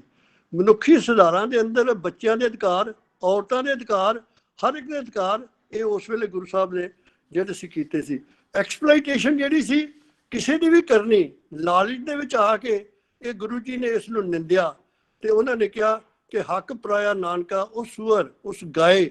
ਉਹਨਾਂ ਨੇ ਕਿਹਾ ਕਿ ਹਿੰਦੂ ਖਾਏ ਜਾਂ ਮੁਸਲਮਾਨ ਜੇ ਲਾਲਚ ਦੇ ਵਿੱਚ ਆ ਕੇ ਕੋਈ ਕਿਸੇ ਦਾ ਹੱਕ ਖਾਂਦਾ ਤੇ ਉਹ ਉਹਨਾਂ ਦੋਵਾਂ ਵਾਸਤੇ ਬਰਾਬਰ ਨਹੀਂ, ਉਹ ਦੋਵਾਂ ਵਾਸਤੇ ਠੀਕ ਨਹੀਂ, ਦੋਵਾਂ ਵਾਸਤੇ ਗੈਰ ਜਾਇਜ਼ ਹੈ। ਸੋ ਗੁਰੂ ਜੀ ਨੇ ਜਿਸ ਤਰ੍ਹਾਂ ਦੇ, ਉਹਨਾਂ ਨੇ ਜਦੋਂ ਕਿਸੇ ਨੇ ਪੁੱਛਿਆ ਕਿ ਹਿੰਦੂ ਚੰਗੇ ਨੇ ਕਿ ਮੁਸਲਿਮ ਚੰਗੇ ਨੇ, ਉਹਨਾਂ ਕਿਹਾ ਜਿਹੜੇ ਕਰਮ ਚੰਗੇ ਨੇ ਉਹ ਚੰਗਾ, ਨਾ ਹਿੰਦੂ ਚੰਗਾ ਨਾ ਮੁਸਲਿਮ ਚੰਗਾ। ਸੋ ਜਿਹੜੇ ਕਰਮ ਚੰਗੇ ਨੇ ਉਹ ਚੰਗੇ ਨੇ। ਉਸ ਸਮੇਂ ਇੱਕ ਹੋਰ ਸੀ ਕਿ ਜਿਹੜਾ ਭਗਤੀ ਦਾ ਮਾਰਗ ਸੀ ਉਹ ਇਹ ਸੀ ਕਿ ਲੋਕ ਛੱਡ ਕੇ ਜੰਗਲਾਂ 'ਚ ਚਲੇ ਜਾਂਦੇ ਸੀ। ਜੰਗਲਾਂ 'ਚ ਚਲੇ ਜਾਣਾ, ਜੰਗਲਾਂ 'ਚ ਜਾ ਕੇ ਭਗਤੀ ਕਰਨੀ, ਘਰ ਛੱਡ ਦੇਣਾ ਤੇ ਫਿਰ ਉਹਨਾਂ ਦੇ ਘਰਾਂ ਵਿੱਚ ਆ ਕੇ ਆਪਣੇ ਰੋਜੀ ਵਾਸਤੇ ਮੰਗਣ ਵਾਸਤੇ ਆਉਣਾ। ਗੁਰੂ ਜੀ ਨੇ ਇਸ ਚੀਜ਼ ਨੂੰ ਭੰਡਿਆ। ਉਹਨਾਂ ਨੇ ਕਿਹਾ ਕਿ ਗ੍ਰਸਥ ਜੀਵਨ ਦੇ ਵਿੱਚ ਘਰ ਦੇ ਵਿੱਚ ਰਹਿ ਕੇ ਅਸੀਂ ਭਗਤੀ ਦਾ ਜਿਹੜਾ ਉਹ ਕਰ ਸਕਦੇ ਹਾਂ। ਇਹ ਜ਼ਰੂਰੀ ਨਹੀਂ ਕਿ ਅਸੀਂ ਉਹਨਾਂ ਨੂੰ ਛੱਡ ਕੇ ਅਸੀਂ ਬਾਹਰਲੇ ਥਾਵਾਂ 'ਤੇ ਜਾਈਏ। ਗੁਰੂ ਜੀ ਦੀਆਂ ਜਿਹੜੀਆਂ ਉਦਾਸੀਆਂ ਹੋਈਆਂ ਨੇ, ਗੁਰੂ ਜੀ ਨੇ ਉਹਨਾਂ ਦੇ ਵਿੱਚ ਜਿਸ ਤਰ੍ਹਾਂ ਪਹਾੜਾਂ ਦੇ ਵਿੱਚ ਗਏ ਨੇ, ਸਮੁੰਦਰਾਂ 'ਚ ਗਏ ਨੇ। ਉਸ ਵੇਲੇ ਜੰਗਲੀ ਜਾਨਵਰਾਂ, ਅੱਜ ਵਾਂਗ ਨਾ ਮੋਟਰਾਂ ਸਨ, ਨਾ ਗੱਡੀਆਂ ਸਨ, ਨਾ ਉਸ ਵਕਤ ਇਸ ਤਰ੍ਹਾਂ ਦੀਆਂ ਸਹੂਲਤਾਂ ਸਨ, ਨਾ ਕੋਈ ਹੋਟਲ ਸਨ। ਇੱਕ ਖੋਜ ਦਾ ਵਿਸ਼ਾ ਆ, ਇਹ ਜ਼ਰੂਰ ਇਸ ਬਾਰੇ ਖੋਜ ਹੋਣੀ ਚਾਹੀਦੀ ਹੈ ਕਿ ਗੁਰੂ ਨਾਨਕ ਸਾਹਿਬ ਨੇ ਇੰਨਾ ਵੱਡਾ ਸਫ਼ਰ ਕੀਤਾ, ਇੰਨੇ ਸਾਲ ਬਾਹਰ ਰਹੇ, ਇੰਨਾ ਸਫ਼ਰ ਜਿਹੜਾ ਸੀ ਉਹ ਕਿਸ ਤਰ੍ਹਾਂ ਇਹਨਾਂ ਖਤਰਨਾਕ ਰਸਤਿਆਂ ਦੇ ਵਿੱਚੋਂ ਜਾ ਕੇ ਕਰਦੇ ਰਹੇ ਤੇ ਕਿਸ ਤਰ੍ਹਾਂ ਉਹਨਾਂ ਵੱਖਰੀਆਂ ਵੱਖਰੀਆਂ ਬੋਲੀਆਂ 'ਚ, ਕਿਸੇ ਦੇਸ਼ ਦੀ ਕੋਈ ਬੋਲੀ ਸੀ, ਬੰਗਲਾਦੇਸ਼ ਦੀ ਕੋਈ ਬੋਲੀ ਸੀ, ਸ਼੍ਰੀਲੰਕਾ ਦੀ ਬੋਲੀ ਹੋਰ ਸੀ, ਤਿੱਬਤ ਦੀ ਬੋਲੀ ਹੋਰ ਸੀ, ਤੇ ਇਸੇ ਤਰ੍ਹਾਂ ਹੀ ਸਾਊਦੀ ਅਰਬੀਆ ਦੀ, ਬਗਦਾਦ ਦੀਆਂ ਬੋਲੀਆਂ ਹੋਰ ਸਨ। ਕਿਸ ਤਰ੍ਹਾਂ ਉਹਨਾਂ ਲੋਕਾਂ ਨੂੰ ਜਾ ਕੇ ਆਪਣੇ ਮਗਰ ਲਾਇਆ, ਉਹਨਾਂ ਨੂੰ ਕਨਵਿੰਸ ਕੀਤਾ। ਇਹ ਕਿੰਨਾ ਵੱਡਾ ਚਮਤਕਾਰ ਲੱਗਦਾ ਹੈ। ਇਹ ਖੋਜ ਦਾ ਇੱਕ ਵਿਸ਼ਾ ਆ ਜਿਹਦੇ ਤੇ ਖੋਜੀਆਂ ਨੂੰ ਜ਼ਰੂਰ ਧਿਆਨ ਦੇਣਾ ਚਾਹੀਦਾ ਆ। ਗੁਰੂ ਜੀ ਨੇ ਸਭ ਤੋਂ ਜ਼ਿਆਦਾ ਮਹੱਤਤਾ ਸੱਚੇ ਤੇ ਸੁੱਚੇ ਜੀਵਨ ਨੂੰ ਦਿੱਤੀ। ਉਹਨਾਂ ਨੇ ਕਿਹਾ ਕਿ ਜਿਹੜਾ ਜੀਵਨ ਸੁੱਚਾ ਆ, ਜਿਹਨੂੰ ਲਾਲਚ ਨਹੀਂ ਹੈਗਾ, ਉਹਦੇ ਵਾਸਤੇ ਉਹ ਆ ਜਿਹੜਾ ਆਪਣੇ ਗੁਰੂ ਦੇ ਲੜ ਲੱਗਾ। ਇਹ ਵੀ ਬੜੀ ਇੱਕ ਬੜੀ ਦਿਲਚਸਪ ਗੱਲ ਹੈ ਕਿ ਗੁਰੂ ਜੀ ਦਾ ਆਪਣਾ ਕੋਈ ਵੀ ਦੇਹਧਾਰੀ ਗੁਰੂ ਨਹੀਂ ਸੀ। ਗੁਰੂ ਜੀ ਦਾ ਗੁਰੂ ਈਸ਼ਵਰ ਸੀ, ਈਸ਼ਵਰ ਕੋਲੋਂ ਉਹਨਾਂ ਨੇ ਗਾਈਡੈਂਸ ਲਈ। ਪਰ ਉਹਨਾਂ ਨੇ ਨਾਲ ਇਹ ਕਿਹਾ ਕਿ ਜਿਸ ਆਦਮੀ ਦਾ ਗੁਰੂ ਆ, ਜਿਸ ਆਦਮੀ ਦਾ ਸ਼ਬਦ ਗੁਰੂ ਹੈ, ਜਿਹੜਾ ਆਦਮੀ ਗੁਰੂ ਤੇ ਵਿਸ਼ਵਾਸ ਕਰਦਾ ਹੈ, ਈਸ਼ਵਰ ਤੇ ਵਿਸ਼ਵਾਸ ਕਰਦਾ ਹੈ, ਉਹਦੇ ਸ਼ਬਦ ਤੇ ਵਿਸ਼ਵਾਸ ਕਰਦਾ ਹੈ, ਉਹ ਨਾ ਕਿਸੇ ਲਾਲਚ 'ਚ ਪਏਗਾ, ਨਾ ਕਿਸੇ ਐਕਸਪਲੋਇਟੇਸ਼ਨ ਤੇ ਕੰਮ 'ਚ ਪਏਗਾ, ਨਾ ਕਿਸੇ ਦਾ ਹੱਕ ਮਾਰੇਗਾ, ਨਾ ਉਹ ਆਪਣਾ ਗਲਤ ਠੱਗੀ ਜਾਂ ਚੋਰੀ ਜਾਂ ਕੋਈ ਇਸ ਤਰ੍ਹਾਂ ਦੇ ਵਿਚਾਰ ਜਿਹੜੇ ਉਹ ਮਨ 'ਚ ਰੱਖੇਗਾ। ਉਹਦਾ ਇੱਕੋ ਇੱਕ ਤਰੀਕਾ ਆ ਕਿ ਉਹ ਆਪਣਾ ਧਿਆਨ ਜਿਹੜਾ ਆ ਉਹ ਸ਼ਬਦ ਗੁਰੂ ਤੇ, ਉਸ ਗੁਰੂ ਤੇ ਆਪਣਾ ਧਿਆਨ ਦੇ ਦੇ, ਉਸ ਨਾਮ ਤੇ ਧਿਆਨ ਦੇ ਦੇ ਜਿਸ ਨਾਮ ਨੇ ਉਹਦੇ ਕਰਮਾਂ ਤੋਂ ਉਹਨੂੰ ਮੁਕਤ ਕਰਕੇ ਇੱਕ ਆਪਣੇ ਉਸ ਨਾਲ ਖੜਨਾ। ਉਹਨਾਂ ਨੇ ਇਹ ਵੀ ਕਿਹਾ ਕਿ ਤੇਰੇ ਕੋਲ ਲਾਮ ਲਕਸ਼ਰ ਵੀ ਹੋ ਜਾਣ, ਤੇਰੇ ਕੋਲ ਹੀਰੇ ਜਵਾਹਰਾਤ ਵੀ ਹੋ ਜਾਣ, ਤੇਰੇ ਕੋਲ ਰਾਜ ਭਾਗ ਵੀ ਆ ਜੇ, ਪਰ ਜੇ ਤੇਰੇ ਕੋਲ ਨਾਮ ਨਹੀਂ ਹੈਗਾ, ਜੇ ਤੇਰੇ ਕੋਲ ਗੁਰੂ ਦਾ ਨਾਂ ਨਹੀਂ ਹੈਗਾ, ਜੇ ਗੁਰੂ ਤੈਨੂੰ ਯਾਦ ਨਹੀਂ ਆਉਂਦਾ, ਤੇ ਫਿਰ ਜਿਹੜੀ ਤੇਰੀ ਜ਼ਿੰਦਗੀ ਆ ਕੁਛ ਜ਼ਿੰਦਗੀ ਆ, ਫਿਰ ਤੇਰੀ ਜਿਹੜੀ ਜ਼ਿੰਦਗੀ ਆ ਉਹ ਨੁਕਸਾਨ, ਉਸ ਜ਼ਿੰਦਗੀ ਦਾ ਕੋਈ ਲਾਭ ਨਹੀਂ, ਉਸ ਜ਼ਿੰਦਗੀ ਦਾ ਕੋਈ ਫਾਇਦਾ ਨਹੀਂ। ਗੁਰੂ ਜੀ ਦੇ ਉਹਨਾਂ ਵਹਿਮਾਂ ਭਰਮਾਂ ਨੂੰ, ਵੱਖ-ਵੱਖ ਦੇਵੀ ਦੇਵਤਿਆਂ ਨੂੰ ਮੰਨਣਾ, ਵੱਖ-ਵੱਖ ਪੂਜਾ ਵੱਖਰੀਆਂ, ਵੱਖ-ਵੱਖ ਸਮੇਂ 'ਤੇ ਆਪਣਾ ਸਮਾਂ ਜਾਇਆ ਕਰਨਾ, ਉਹਨਾਂ ਨੂੰ ਨਕਾਰ ਕੇ ਇੱਕੋ ਹੀ ਗੱਲ ਕੀਤੀ ਕਿ ਈਸ਼ਵਰ ਏਦਿਆ, ਜਿਸ ਤਰ੍ਹਾਂ ਮੂਲ ਮੰਤਰ 'ਚ ਦੱਸਿਆ ਕਿ ਪਰਮਾਤਮਾ ਇੱਕ ਹੈ, ਪਰਮਾਤਮਾ ਦੀ ਕ੍ਰੀਏਸ਼ਨ ਬੇਅੰਤ ਹੈ, ਪਰਮਾਤਮਾ ਦਾ ਕੋਈ ਨਾਂ ਨਹੀਂ, ਪਰ ਪਰਮਾਤਮਾ ਨੂੰ ਨਾਂ ਦੇ ਨਾਲ ਯਾਦ ਕੀਤਾ ਜਾਂਦਾ ਹੈ, ਕਿਉਂਕਿ ਹਰ ਬੋਲੀ ਦੇ ਵਿੱਚ ਉਹਦੇ ਨਾਵਾਂ ਦਾ ਵੱਖਰਾ ਵਖਰੇਵਾਂ ਆ, ਤੇ ਉਹਨਾਂ ਦੇ ਨਾਵਾਂ ਨਾਲ ਉਹਨਾਂ ਨੂੰ ਯਾਦ ਕੀਤਾ ਜਾਂਦਾ। ਗੁਰੂ ਜੀ ਨੇ ਦੱਸਿਆ ਕਿ ਪਰਮਾਤਮਾ ਦਾ ਕੋਈ ਰੂਪ ਨਹੀਂ ਹੈਗਾ, ਪਰ ਉਹਦੀ ਜਿਹੜੀ ਕ੍ਰੀਏਸ਼ਨ ਹੈ ਉਹਦਾ ਰੂਪ ਆ, ਉਹ ਰੂਪ ਦੇ ਵਿੱਚ ਆ। ਪਰਮਾਤਮਾ ਦਿਸਦਾ ਨਹੀਂ, ਪਰ ਉਹਦੀ ਜਿਹੜੀ ਕ੍ਰੀਏਸ਼ਨ ਆ ਉਹਨੂੰ ਅਸੀਂ ਵੇਖ ਸਕਦੇ ਹਾਂ। ਪਰਮਾਤਮਾ ਦੇ ਨਾਂ ਨੂੰ ਅਸੀਂ ਰਿਅਲਾਈਜ਼ ਕਰ ਸਕਦੇ ਹਾਂ, ਪਰਮਾਤਮਾ ਨੂੰ ਅਸੀਂ ਵੇਖ ਨਹੀਂ ਸਕਦੇ। ਸੋ ਇਸ ਤਰ੍ਹਾਂ ਦੀਆਂ ਗੱਲਾਂ ਜਿਹੜੀਆਂ ਸੀ, ਉਹਨਾਂ ਨੇ ਉਹ ਵੱਡੇ ਵੱਡੇ ਜਿਹੜੇ ਵਹਿਮ ਸੀ ਉਹਨਾਂ ਨੇ ਉਹ ਦੂਰ ਕਰਕੇ ਤੇ ਉਹਨਾਂ ਲੋਕਾਂ ਨੂੰ ਸਿੱਧੇ ਰਸਤੇ ਤੇ ਲਿਆਂਦਾ। ਸੋ ਗੁਰੂ ਜੀ ਨੇ ਸਮਾਜ ਦੇ ਵਿੱਚ ਬਰਾਬਰੀ ਵਾਸਤੇ, ਕਿਰਤ ਦੀ ਮਹੱਤਤਾ ਵਾਸਤੇ, ਸਮਾਜ ਵਿੱਚ ਔਰਤਾਂ ਦੀ ਸਤਿਕਾਰ ਵਾਸਤੇ, ਗੁਰੂ ਜੀ ਨੇ ਗ੍ਰਸਤ ਜੀਵਨ ਦੀ ਜਿਹੜੀ ਹੈ ਉਹਨੂੰ ਪ੍ਰੈਫਰੈਂਸ ਦੇਣ ਵਾਸਤੇ, ਉਹਨਾਂ ਗੱਲਾਂ ਵਾਸਤੇ ਸਾਡੇ ਵਾਸਤੇ ਉਹ ਕੰਮ ਕਰ ਛੱਡੇ ਜਿਹੜੇ ਸਾਨੂੰ ਮਤਲਬ ਹਮੇਸ਼ਾ ਹੀ ਜਿਹੜੇ ਨੇ ਇੱਕ ਚਾਨਣ ਮਨਾਰਾ ਆ। ਇਹ ਗੱਲਾਂ ਜਿੰਨੀਆਂ ਉਦੋਂ ਜ਼ਰੂਰੀ ਸਨ, ਉਨੀਆਂ ਹੁਣ ਜ਼ਰੂਰੀ ਨੇ। ਇਹ ਗੱਲਾਂ ਨੂੰ ਹੁਣ ਵੀ ਅਸੀਂ ਓਨਾ ਹੀ ਜ਼ਰੂਰੀ ਸਮਝਦੇ ਹਾਂ, ਜਿਸ ਤਰ੍ਹਾਂ ਸਮਾਜਵਾਦ ਜਿਹੜਾ ਹੁਣ ਵੀ ਓਨਾ ਹੀ ਜ਼ਰੂਰੀ ਹੈ, ਬਰਾਬਰੀ ਦਾ ਸਿਧਾਂਤ ਹੁਣ ਵੀ ਓਨਾ ਜ਼ਰੂਰੀ ਹੈ। ਫਿਰ ਜਿਹੜਾ ਗੁਰੂ ਜੀ ਦੇ ਆਪਣਾ ਐਕਸਪਲੋਇਟੇਸ਼ਨ ਜਿਹੜੀ ਹੈ ਜਾਂ ਉਹਨੂੰ ਬੰਦ ਕਰਨ ਦੀ ਗੱਲ ਕੀਤੀ, ਉਹ ਜਿੰਨੀ ਉਦੋਂ ਜ਼ਰੂਰੀ ਸੀ ਉਨੀ ਹੁਣ ਜ਼ਰੂਰੀ ਹੈ। ਸੋ ਉਹ ਗੱਲਾਂ ਜੇ ਅਸੀਂ ਕਿਸੇ ਦੇ ਦਾਤ ਕਰ ਲਈਏ, ਜੇ ਅਸੀਂ ਕਿਸੇ ਦਾ ਹੱਕ ਨਾ ਖਾਈਏ, ਤੇ ਜੇ ਅਸੀਂ ਕਿਸੇ ਦੀ ਕੀਤੀ ਕਮਾਈ ਦੇ ਵਿੱਚੋਂ ਆਪਣੀ ਕਮਾਈ ਨਾ ਬਣਾਈਏ, ਤੇ ਇਹ ਜਿਹੜਾ ਸਮਾਜ ਹੈ ਲਗਾਤਾਰ ਚੱਲਣ ਵਾਲਾ ਸਮਾਜ ਹੈ। ਗੁਰੂ ਜੀ ਨੇ ਜਦੋਂ ਆਪਣੇ ਸੁਕਸੈਸਰ ਦੀ ਚੋਇਸ ਕਰਨੀ ਸੀ, ਇਹ ਬੜਾ ਇਮਤਿਹਾਨ ਦਾ ਸਮਾਂ ਸੀ। ਇਹ ਕਿੰਨੀ ਇੱਕ ਕਹਿ ਲਓ ਸੰਪੂਰਨ ਲਾਈਫ ਸੀ ਕਿ ਉਹਨਾਂ ਨੇ ਉਸ ਸਮੇਂ ਤੇ ਇਹ ਨਹੀਂ ਚੁਣਿਆ ਕਿ ਮੈਂ ਆਪਣਾ ਸਕਸੈਸਰ ਨੂੰ ਚੁਣਨ ਦੀ ਜਿਹੜੀ ਉਹਨਾਂ ਦੀ ਕਸੌਟੀ ਸੀ ਉਹ ਇਹ ਸੀ ਕਿ ਉਹਨਾਂ ਦਾ ਧਰਮ ਦਾ, ਉਹਨਾਂ ਦੀਆਂ ਗੱਲਾਂ ਦਾ ਪ੍ਰਚਾਰ ਕੌਣ ਚੰਗਾ ਕਰ ਸਕਦਾ ਹੈ। ਉਹਨਾਂ ਨੇ ਵੇਖਿਆ ਕਿ ਭਾਈ ਲਹਿਣਾ ਜੀ ਜਿਹੜੇ ਬਾਅਦ ਸ਼੍ਰੀ ਗੁਰੂ ਅੰਗਦ ਦੇਵ ਜੀ ਦੇ ਨਾਂ ਨਾਲ ਆਏ, ਉਹਨਾਂ ਨੇ ਵੇਖਿਆ ਕਿ ਇਹ ਵਿਅਕਤੀ ਸਭ ਤੋਂ ਜ਼ਿਆਦਾ ਯੋਗ ਪ੍ਰਚਾਰ ਜਿਹੜਾ ਉਹ ਇਹਨਾਂ ਵੱਲੋਂ ਕੀਤਾ ਜਾ ਸਕਦਾ ਹੈ। ਉਹਨਾਂ ਨੇ ਉਸ ਵੇਲੇ ਆਪਣੇ ਪੁੱਤਰਾਂ ਨੂੰ ਨਹੀਂ ਖਿਆਲ ਕੀਤਾ, ਉਹਨਾਂ ਨੇ ਆਪਣੇ ਕਿਸੇ ਰਿਸ਼ਤੇਦਾਰਾਂ ਨੂੰ ਖਿਆਲ, ਆਪਣੇ ਸਜੀਆਂ ਨੂੰ, ਆਪਣੇ ਲਾਗੇ ਦੇ ਲੋਕਾਂ ਨੂੰ ਨਹੀਂ ਖਿਆਲ ਕੀਤਾ। ਤੇ ਉਹਨਾਂ ਨੇ ਇਹ ਉਪਦੇਸ਼ ਦਿੱਤਾ ਆਪਣੀ ਆਖਰੀ ਉਮਰ ਦੇ ਵਿੱਚ ਜਾ ਕੇ, ਕਰਤਾਰਪੁਰ ਦੇ ਵਿੱਚ ਜਾ ਕੇ, ਕਿ ਜਿਸ ਵੇਲੇ ਉਹਨਾਂ ਦੀ ਏਜ ਜਿਹੜੀ ਹੈ ਉਹ ਬੁਢੇਪੇ ਵੱਲ ਜਾ ਰਹੀ ਸੀ, ਉਸ ਵੇਲੇ ਉਹਨਾਂ ਨੇ ਆਪਣੀ ਜਿਹੜੀ ਖੇਤੀ ਦਾ ਕੰਮ ਜਿਹੜਾ ਉਹ ਸ਼ੁਰੂ ਕਰਕੇ ਖੇਤੀ ਦੀ ਮਹੱਤਤਾ ਨੂੰ, ਜਿਸ ਤਰ੍ਹਾਂ ਉਹ ਕਹਿੰਦੇ ਹੁੰਦੇ ਸਨ, ਖੇਤੀ ਉੱਤਮ ਮੱਧਮ ਵਿਚਾਰ ਨਖਿੱਧ ਚਾਕਰੀ, ਸੋ ਖੇਤੀ ਨੂੰ ਉਸ ਵੇਲੇ ਪ੍ਰੈਫਰ ਕੀਤਾ। ਇਹੋ ਵਜ੍ਹਾ ਸੀ ਕਿ ਗੁਰੂ ਜੀ ਨੂੰ ਨਾ ਸਿਰਫ ਹਿੰਦੂਆਂ ਨੇ ਸਗੋਂ ਮੁਸਲਮਾਨਾਂ ਵੀ ਓਨਾ ਹੀ ਪ੍ਰਵਾਨ ਕੀਤਾ ਜਿੰਨਾ ਹਿੰਦੂ ਪ੍ਰਵਾਨ ਕਰ ਰਹੇ ਸਨ। ਹਿੰਦੂ ਉਹਨਾਂ ਨੂੰ ਆਪਣਾ ਗੁਰੂ ਸਮਝਦੇ ਸਨ, ਮੁਸਲਮਾਨ ਉਹਨਾਂ ਨੂੰ ਆਪਣਾ ਗੁਰੂ ਸਮਝਦੇ ਸਨ। ਇਹੋ ਵਜ੍ਹਾ ਆ ਕਿ ਕਰਤਾਰਪੁਰ ਵਿੱਚ ਹੁਣ ਇੱਕ ਪਾਸੇ ਤੇ ਕਬਰ ਆ, ਕਬਰਸਤਾਨ ਹੈ, ਗੁਰੂ ਜੀ ਨੇ ਕਬਰ ਬਣਾਈ ਹੈ, ਇੱਕ ਪਾਸੇ ਸਮਾਧੀ ਬਣੀ ਹੈ। ਸੋ ਉਸ ਵੇਲੇ ਸਿੱਖਾਂ ਵੱਲੋਂ ਜਾਂ ਹਿੰਦੂਆਂ ਵੱਲੋਂ ਉਹਨਾਂ ਨੂੰ ਆਪਣੇ ਤੌਰ 'ਤੇ ਸੰਸਕਾਰ ਕੀਤਾ ਗਿਆ ਉਹਨਾਂ ਦਾ, ਤੇ ਮੁਸਲਮਾਨਾਂ ਵੱਲੋਂ ਆਪਣੇ ਤੌਰ 'ਤੇ ਸੰਸਕਾਰ ਕੀਤਾ ਗਿਆ। ਅੱਜ ਵੀ ਤੁਸੀਂ ਕਰਤਾਰਪੁਰ ਜਾਂਦੇ ਹਾਂ ਅਸੀਂ, ਤੇ ਉੱਥੇ ਗੁਰੂ ਜੀ ਨੂੰ ਬਾਬਾ ਜੀ, ਬਾਬਾ ਨਾਨਕ, ਫਕੀਰ ਬਾਬਾ ਕਈ ਤਰ੍ਹਾਂ ਨਾਲ ਯਾਦ ਕੀਤਾ ਜਾਂਦਾ। ਅਸੀਂ ਵੀ ਵੇਖਿਆ, ਮੌਕਾ ਮਿਲਿਆ ਉੱਥੇ ਜਾਣ ਦਾ, ਤੇ ਉੱਥੇ ਜਿਹੜੇ ਬਹੁਤ ਸਾਰੇ ਮੁਸਲਮਾਨ ਲੋਕ ਵੀ ਆ ਰਹੇ ਸਨ। ਉਹ ਕਹਿੰਦੇ ਜੀ ਅਸੀਂ ਬਾਬਾ ਨਾਨਕ ਦੀ ਕਬਰ ਤੇ ਆਏ ਹਾਂ ਜੀ। ਮੈਂ ਇਹ ਵੀ ਵੇਖਿਆ ਕਿ ਜਦੋਂ ਕੋਈ ਵਿਆਹ ਸ਼ਾਦੀ ਤੋਂ ਬਾਅਦ ਕਈ ਲੜਕੀਆਂ ਤੇ ਉਹਨਾਂ ਦੇ ਹਸਬੈਂਡ ਜਿਹੜੇ ਸੀ ਉਹ ਆ ਰਹੇ ਸੀ ਜੀ, ਉਹ ਗੁਰੂ ਨਾਨਕ ਸਾਹਿਬ ਨੂੰ ਮੱਥਾ ਟਿਕਾਉਣ ਲਿਆਉਣੇ ਆ ਜੀ। ਉਸ ਇਲਾਕੇ ਦੇ ਵਿੱਚ ਇਸ ਤਰ੍ਹਾਂ ਦਾ ਰਿਵਾਜ ਬਣਿਆ। ਇਹਨਾਂ ਸਤਿਕਾਰ ਸ਼ਾਇਦ ਹੀ ਕਿਸੇ ਹੋਰ ਜਗਤ ਗੁਰੂ ਨੂੰ ਮਿਲਿਆ ਹੋਵੇ। ਸੋ ਗੁਰੂ ਨਾਨਕ ਸਾਹਿਬ ਦੀ ਫਿਲਾਸਫੀ ਜਿਹੜੀ ਸੀ ਉਹ ਇੱਕ ਜਗਤ ਫਿਲਾਸਫੀ ਸੀ, ਯੂਨੀਵਰਸਲ ਫਿਲਾਸਫੀ ਸੀ, ਜਿਹਦੀ ਮਹੱਤਤਾ ਜਿੰਨੀ ਉਸ ਵੇਲੇ ਸੀ ਉਨੀ ਹੋਣੀ ਆ ਤੇ ਉਨੀ ਹਮੇਸ਼ਾ ਰਹੇਗੀ। ਸੋ ਉਹਨਾਂ ਦੇ ਜਨਮ ਦਿਨ ਦੇ ਉੱਤੇ ਮਾਤਾ ਸੁੰਦਰੀ ਕਾਲਜ ਵੱਲੋਂ ਇਹ ਜਿਹੜਾ ਵੈਬੀਨਾਰ ਆਯੋਜਿਤ ਕੀਤਾ ਗਿਆ ਆ, ਇਹ ਜਿਸ ਤਰ੍ਹਾਂ ਭੈਣ ਜੀ ਇੰਦਰਜੀਤ ਹਰਪ੍ਰੀਤ ਜੀ ਕਹਿ ਰਹੇ ਸਨ ਕਿ ਬੱਚਿਆਂ ਨੂੰ ਇਹਦੇ ਬਾਰੇ ਜਾਣ ਦੇਣਾ ਕਰਨਾ ਚਾਹੀਦਾ। ਮੈਂ ਕਹਿੰਦਾ ਬੱਚਿਆਂ ਨੂੰ ਨਹੀਂ, ਇਹਦੇ ਬਾਰੇ ਸਾਰੀ ਦੁਨੀਆ ਨੂੰ ਜਾਣੂ ਕਰਾਉਣਾ ਚਾਹੀਦਾ ਕਿ ਉਹ ਰਿਲੀਜਨ ਜਿਹੜਾ ਕਿਸੇ ਧਰਮ ਭੁਲੇਖੇ ਤੋਂ ਵੱਖਰਾ ਹੋ ਕੇ ਇੱਕ ਚਾਨਣ ਮਨਾਰੇ ਦਾ ਇੱਕ ਰਿਲੀਜਨ ਆ, ਜਿਹਦੀ ਅਗਵਾਈ ਜਿਹਦੀ ਸ਼ੁਰੂਆਤ ਜਿਹੜੀ ਗੁਰੂ ਨਾਨਕ ਸਾਹਿਬ ਵੱਲੋਂ ਕੀਤੀ ਗਈ ਸੀ, ਉਹਨੂੰ ਸਾਰੀ ਦੁਨੀਆ ਦੇ ਵਿੱਚ ਫੈਲਾਇਆ ਜਾਣਾ ਚਾਹੀਦਾ ਆ। ਜਿਹੜਾ ਇਹਨਾਂ ਨੇ ਯਤਨ ਕੀਤਾ ਇਹਦੇ ਨਾਲ ਡੈਫੀਨੇਟਲੀ ਇਹ ਜਿਹੜਾ ਹੈਗਾ ਇਹ ਬਹੁਤ ਦੂਰ ਤੱਕ ਇਹਦਾ ਪ੍ਰਭਾਵ ਪਏਗਾ, ਬਹੁਤ ਦੂਰ ਤੱਕ ਇਹਨਾਂ ਗੱਲਾਂ ਬਾਰੇ ਜਾਣਕਾਰੀ ਮਿਲੇਗੀ। ਮੈਂ ਮੈਡਮ ਹਰਵਿੰਦਰ ਕੌਰ ਔਲਖ ਤੇ ਮੈਡਮ ਕਮਾਲ ਜੀ ਤੇ ਸਭ ਤੋਂ ਜ਼ਿਆਦਾ ਮੈਡਮ ਹਰਪ੍ਰੀਤ ਜੀ ਦਾ ਧੰਨਵਾਦੀ ਹਾਂ, ਜਿਨ੍ਹਾਂ ਨੇ ਮੈਨੂੰ ਮੌਕਾ ਦਿੱਤਾ ਕਿ ਮੈਂ ਇਸ ਵੈਬੀਨਾਰ ਵਿੱਚ ਹਿੱਸਾ ਲੈ ਕੇ ਤੁਹਾਡੇ ਨਾਲ ਗੱਲ ਕਰ ਸਕਾਂ। ਬਹੁਤ ਬਹੁਤ ਧੰਨਵਾਦ ਸਰ, ਤੁਹਾਡਾ ਵੀ ਬਹੁਤ ਬਹੁਤ ਧੰਨਵਾਦ। ਸਾਡੇ ਅਗਲੇ ਸਪੀਕਰ ਹਨ ਸਰਦਾਰ ਹਰਿੰਦਰਪਾਲ ਸਿੰਘ ਜੀ ਦਿੱਲੀ ਤੋਂ। ਸਰਦਾਰ ਹਰਿੰਦਰਪਾਲ ਸਿੰਘ ਜੀ ਪੰਜਾਬੀ ਯੂਨੀਵਰਸਿਟੀ ਪਟਿਆਲਾ ਤੋਂ ਕੰਪੈਰੇਟਿਵ ਰਿਲੀਜਨ ਵਿਸ਼ੇ ਉੱਤੇ ਡਾਕਟਰੇਟ ਕਰ ਰਹੇ ਹਨ।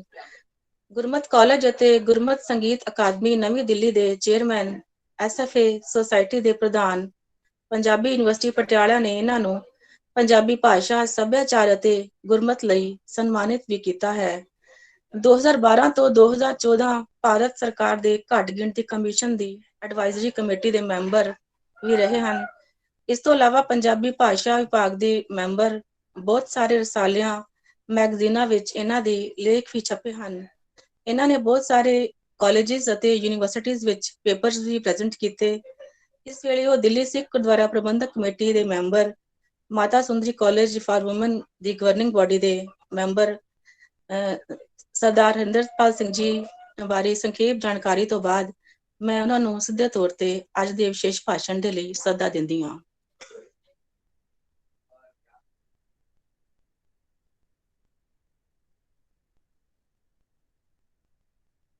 हरिंदरपाल सिंह जी जुड़े ने? हरिंदरपाल सर जुड़े ने? मैंने नजर तो नहीं आ रहे ने। मैम अभी तो नहीं दिख रहे। हाँ, मैंने नजर नहीं आ रहे। मैं कॉल करनी देखती हूँ कि है कल तो मैं कल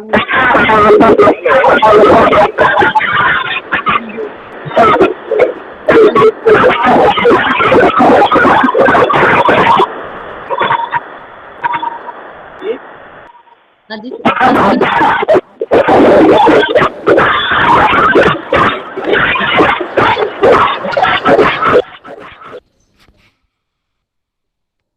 मैम सर का ऑडियो में थोड़ा प्रॉब्लम आ रहा है। ऑडियो में प्रॉब्लम आ रहा है। आपसे ही उन्होंने अनम्यूट किया ना, म्यूट कर।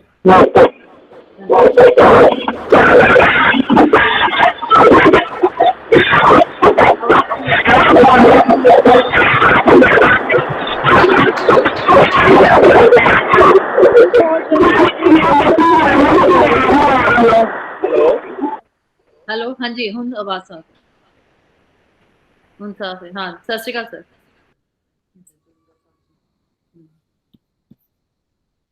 नहीं, आवाज नहीं सुनाई दे रही।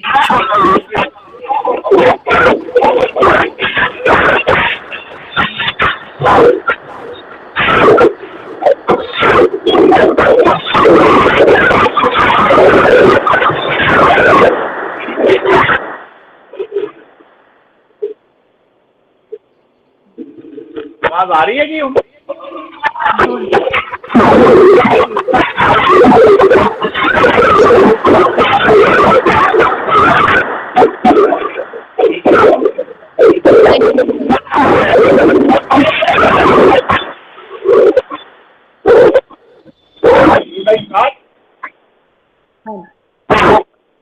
शुरू जी? हाँ जी, शुरू करें। First of all I share a universal greeting. Waheguru ji का खालसा, वाहिगुरु जी की फतेह। मैं सब तो पहले वाहिगुरु जी का खालसा, वाहिगुरु जी की फतेह का बच्चों को थोड़ा जा मतलब दसना चाहना कि वाहिगुरु जी का खालसा, खालसा मीन खालिस, pure, those who are pure of heart, who live in their innocence, who live in their true identity, belongs to God. So it means purity belongs to Vaheguru, God the Creator. And if we become pure, then any victory or any achievement we attain belong to God victory. So Waheguru ji का खालसा, वाहिगुरु जी की फतेह। मैं सब तो पहला doctor Harpreet Kaur ji ਨੂੰ principal Mata Sundari college से पूरे Punjabi department ਨੂੰ इस गल की बधाई देना कि ये जो गुरु नानक साहब के उत्ते वैबिनार ये अज इन्होंने आयोजित किया। मैं कुछ गल्लां इस जेडे डॉक्टर साहब पहले लेक्चर कर गए ने, कुछ गल्लां रिपीट होणगियां, लेकिन मेरा व्यू थोड़ा डिफरेंट होएगा। तो मैं स्टार्ट करदा कि भाई गुरदास ने बड़ा खूबसूरत गुरु नानक साहब के आगमन ने लिखा कि सतगुरु नानक प्रगटिया, मिट्टी धुंध जग चानन होया। हुण इत्थे मैं समझदा कि इहदे भाव नूं समझना बड़ा जरूरी है। चानन भाव रोशनी, ये ज्ञान का प्रतीक है, विचारधारा का प्रतीक है, सार्थक अवेयरनैस का प्रतीक है। हुण प्रश्न यह है कि चानन का तां जिहड़ा विपरीत है वह हनेरा हुंदा है। भाई गुरदास जी ने इत्थे धुंध किया, ते धुंध की हुई? धुंध भाव चिट्टा हनेरा, सफेद हनेरा। इसका मतलब यह है कि गल्ली असी चंगियां, आचारी बुरियां। उस समय चिटपोशिए समाज विच भरमा की धुंध फैला रहे सी, समाज विच जात पात की धुंध सी, वर्ण वंड की धुंध सी, अज्ञानता की धुंध सी। और गुरु नानक जी के आगमन नाल एक नवी विचारधारा भाव चानन होया। इस लिए गुरु साहब के आगमन नूं जागृति काल कहा गया। जागृति मनुखी मानसता के इंकलाब राही लियांदी, अते इस इंकलाब नूं विचार प्रक्रिया जिन्हों थॉट प्रोसैस कहते हैं, इस इंकलाब नूं थॉट प्रोसैस राही कामयाब किया। और ये थॉट प्रोसैस ही मेरे अज दे लैक्चर का विषय है।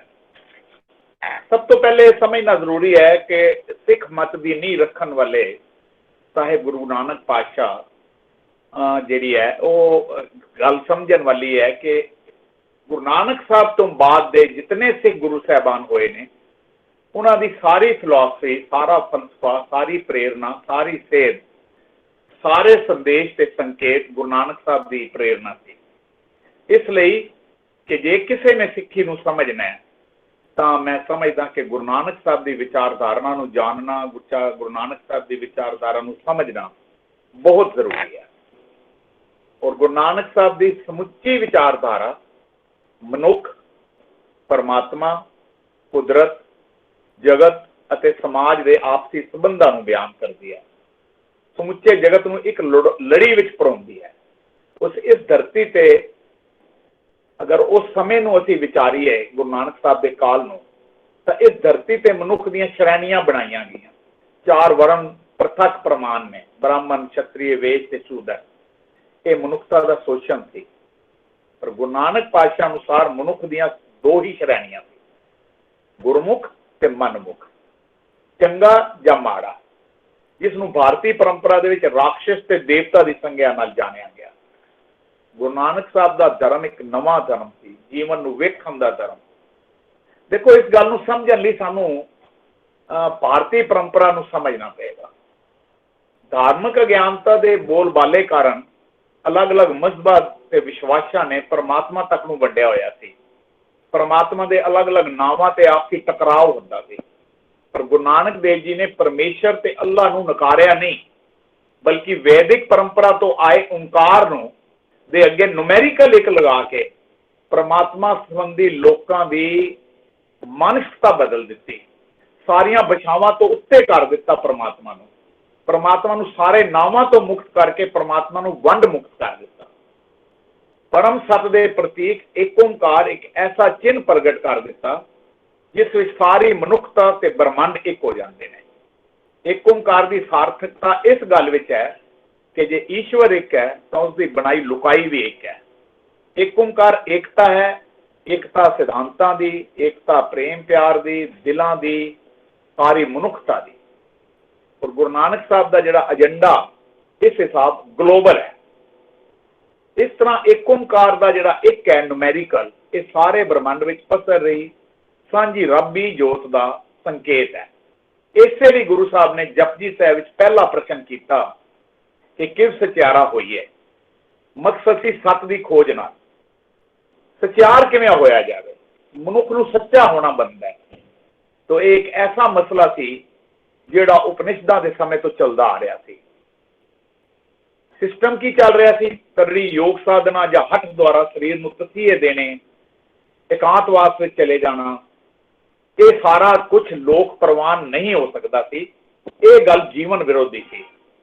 ਤੋ ਭਾਰਤੀ ਪਰੰਪਰਾ ਵਿੱਚ ਇੱਕ ਗੱਲ ਨੂੰ ਮੈਂ ਇਹ ਸਮਝਾਉਣਾ ਚਾਹੁੰਦਾ ਕਿ ਗੁਰੂ ਨਾਨਕ ਸਾਹਿਬ ਨੇ ਕਿਤਨਾ ਵੱਡਾ ਇਨਕਲਾਬ ਲਿਆਂਦਾ ਕਿ ਭਾਰਤੀ ਪਰੰਪਰਾ ਦੇ ਵਿੱਚ ਤਿਆਗਵਾਦੀ ਰੁਚੀਆਂ ਕਾਰਨ ਧਰਮ ਨੇ ਜ਼ਿੰਦਗੀ ਨੂੰ ਪਿੱਠ ਦਿਖਾਈ ਹੋਈ ਸੀ, ਬੇਮੁਖਤਾ ਦਿਖਾਈ ਹੋਈ ਸੀ। ਧਰਮ ਜ਼ਿੰਦਗੀ ਦੇ ਵਿਰੁੱਧ ਸੀ। ਗੁਰੂ ਨਾਨਕ ਦੇਵ ਜੀ ਪਹਿਲੇ ਮਹਾਂਪੁਰਸ਼ ਹੋਏ ਹਨ ਜਿਨ੍ਹਾਂ ਨੇ ਧਰਮ ਦਾ ਮੂੰਹ ਜ਼ਿੰਦਗੀ ਵੱਲ ਮੋੜਿਆ। ਗੁਰੂ ਨਾਨਕ ਦਾ ਧਰਮ ਜੀਵਨ ਨੂੰ ਦੇਖਣ ਦਾ ਧਰਮ ਹੈ। ਗੁਰੂ ਨਾਨਕ ਦਾ ਧਰਮ ਈਜ਼ੀ ਟੂ ਪ੍ਰੈਕਟਿਸ ਹੈ। ਹਸੰਦਿਆਂ ਖਿਲੰਦਿਆਂ ਪਹਿਨੰਦਿਆਂ ਖਵੰਦਿਆਂ ਵਿੱਚੇ ਹੋਵੇ ਮੁਕਤ। ਤੋ ਇਹ ਧਰਮ ਜਿਹੜਾ ਹਿਊਮਨ ਲਾਈਫ ਟੂ ਸੈਲੀਬ੍ਰੇਟ ਵਾਲਾ ਧਰਮ, ਐਸਾ ਧਰਮ ਗੁਰੂ ਨਾਨਕ ਸਾਹਿਬ ਨੇ ਇਜਾਦ ਕੀਤਾ। ਤੋ ਭਾਰਤ ਉਹਨਾਂ ਦਿਨਾਂ ਵਿੱਚ ਭਾਰਤੀ ਚਿੰਤਨ ਵਿੱਚ ਦੋ ਤਰ੍ਹਾਂ ਦੇ ਦ੍ਰਿਸ਼ਟੀਕੋਣਾਂ ਦੀ ਮਾਨਤਾ ਨੇ ਮਨੁੱਖ ਨੂੰ ਵਿਭਾਜਿਤ ਕਰਕੇ ਰੱਖਿਆ ਹੋਇਆ ਸੀ। ਪਹਿਲਾ ਚਿੰਤਨ ਇਹ ਸੀ ਕਿ ਸਰੀਰ ਅਤੇ ਪਦਾਰਥ ਹੀ ਵਾਸਤਵਿਕਤਾ ਹੈ, ਰਿਐਲਿਟੀ ਹੈ, ਚੇਤਨਾ ਜਾਂ ਆਤਮਾ ਇੱਕ ਭਰਮ ਹੈ, ਇਲੂਜ਼ਨ ਹੈ। ਦੂਸਰਾ ਜਿਹੜਾ ਚਿੰਤਨ ਸੀ ਉਹ ਸੀ ਸੰਸਾਰ ਤੇ ਪਦਾਰਥ ਭਰਮ ਹਨ, ਇਕੱਲੀ ਆਤਮਾ ਜਾਂ ਚੇਤਨਾ ਹੀ ਵਾਸਤਵਿਕਤਾ ਹੈ। ਇਸ ਤਰ੍ਹਾਂ ਜੀਵਨ ਦੀ ਨਿੰਦਾ ਕੀਤੀ ਗਈ, ਸਰੀਰ ਦੀ ਦੇਹ ਦੀ ਨਿੰਦਾ ਕੀਤੀ ਗਈ। You are not your body ਕਿਹਾ ਗਿਆ, ਇਹਦੀ ਮਾਨਤਾ ਬਣ ਗਈ। ਤੇ ਮਨੁੱਖ ਕੇਵਲ ਰੋਟੀ ਨਾਲ ਹੀ ਨਹੀਂ ਜੀ ਸਕਦਾ ਤੇ ਨਾ ਹੀ ਕੇਵਲ ਚੇਤਨਾ ਨਾਲ, ਦੋਵਾਂ ਵਿੱਚ ਸੰਤੁਲਨ ਬੜਾ ਜ਼ਰੂਰੀ ਸੀ। ਗੁਰੂ ਸਾਹਿਬ ਅਨੁਸਾਰ ਅਧਿਆਤਮਕਤਾ ਅਤੇ ਪਦਾਰਥਾਂ ਵਿੱਚ ਕੋਈ ਸੰਘਰਸ਼ ਨਹੀਂ, ਪਰ ਭਾਰਤੀ ਪਰੰਪਰਾ ਨੇ ਇਹ ਸੰਘਰਸ਼ ਬਣਾਇਆ ਹੋਇਆ ਸੀ। ਤਾਂ ਗੁਰੂ ਨਾਨਕ ਸਾਹਿਬ ਨੇ ਇਸ ਸੰਘਰਸ਼ ਦੀ ਨਿਖੇਧੀ ਕੀਤੀ। ਉਹਨਾਂ ਅਨੁਸਾਰ ਮਾਨਸਿਕ ਵਿਕਾਸ ਤੇ ਪਦਾਰਥ ਵਿਕਾਸ ਇੱਕ ਦੂਜੇ ਦੇ ਪੂਰਕ ਹਨ। ਔਰ ਉਹਦਾ ਪ੍ਰਮਾਣ ਗੁਰਬਾਣੀ ਰਾਹੀਂ ਗੁਰੂ ਨਾਨਕ ਸਾਹਿਬ ਦਾ ਸ਼ਬਦ ਹੈ, ਲਿਵ ਧਾਤ ਦੋਇ ਰਾਹ ਹੈ। यानी लिव तो भाव रब्बी प्रीत नाम सिमरन, धात मीन पदार्थ मैटेरियलिज्म, ये पूरक हैं एक दूसरे दे, जीवन जाच दे राह, वे ऑफ लाइफ दे राह ने। इसे लिए असी शब्द गुरु ग्रंथ साहब नूं वे ऑफ लाइफ कहते हैं। देखो गुरु नानक देव जी मनुखी जीवन के सर्वपक्षी विकास की गल करते हैं, यूनीवर्सल वैलफेयर ते यूनीवर्सल कंसर्न। गुरु साहब के दो सिद्धांत हैं। एक गल नूं समझिए कि भारतीय काव्य शास्त्र अनुसार मनुखी जिंदगी के चार पुरुषार्थ मन्ने गए हैं। पहला धर्म, राइटियसनेस, अर्थ, इकोनॉमिक्स, काम, पैशन, मोक्ष, लिबरेशन। सवाल यह है कि मनुखी जीवन नूं वख-वख पद्धरां ते किवें संगठित किया जाए ताकि मनुखी जीवन का सर्वपक्षी विकास हो सके।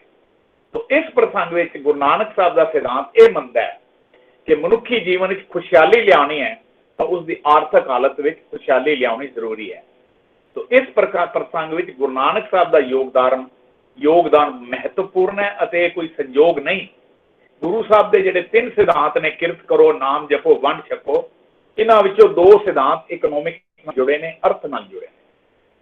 देखो अज सब दुनिया जैसी ग्लोबलाइजेशन हो गई है, अज सब मुल्कों की सोच ते विकास जिहड़ी है ये इनवर्ड है, यानी हर कोई अपने लिए सोच रहा है। लेकिन गुरु नानक साहब के जिहड़े तीन सिद्धांत ने, किरत करो, नाम जपो, वंड छको, ये आउटवर्ड ने। किरत की है उत्पादन, नाम जपो की है मनुखी चेतना, और वंड छको की है एथिक्स। इन्हां दे जिहड़े अगर तीनों मिल जाएंगे तो जिवें डॉक्टर साहब भी अपने ਲੈਕਚਰ ਵਿੱਚ ਕਹਿ ਰਹੇ ਸੀ, ਉਸ ਮੁਲਕ ਦਾ, ਉਸ ਸਮਾਜ ਦਾ ਵਿਕਾਸ ਹੋਏਗਾ। ਤੋ ਇਹ ਗੱਲ ਮਾਰਕਸ ਨੇ ਵੀ ਕੀਤੀ।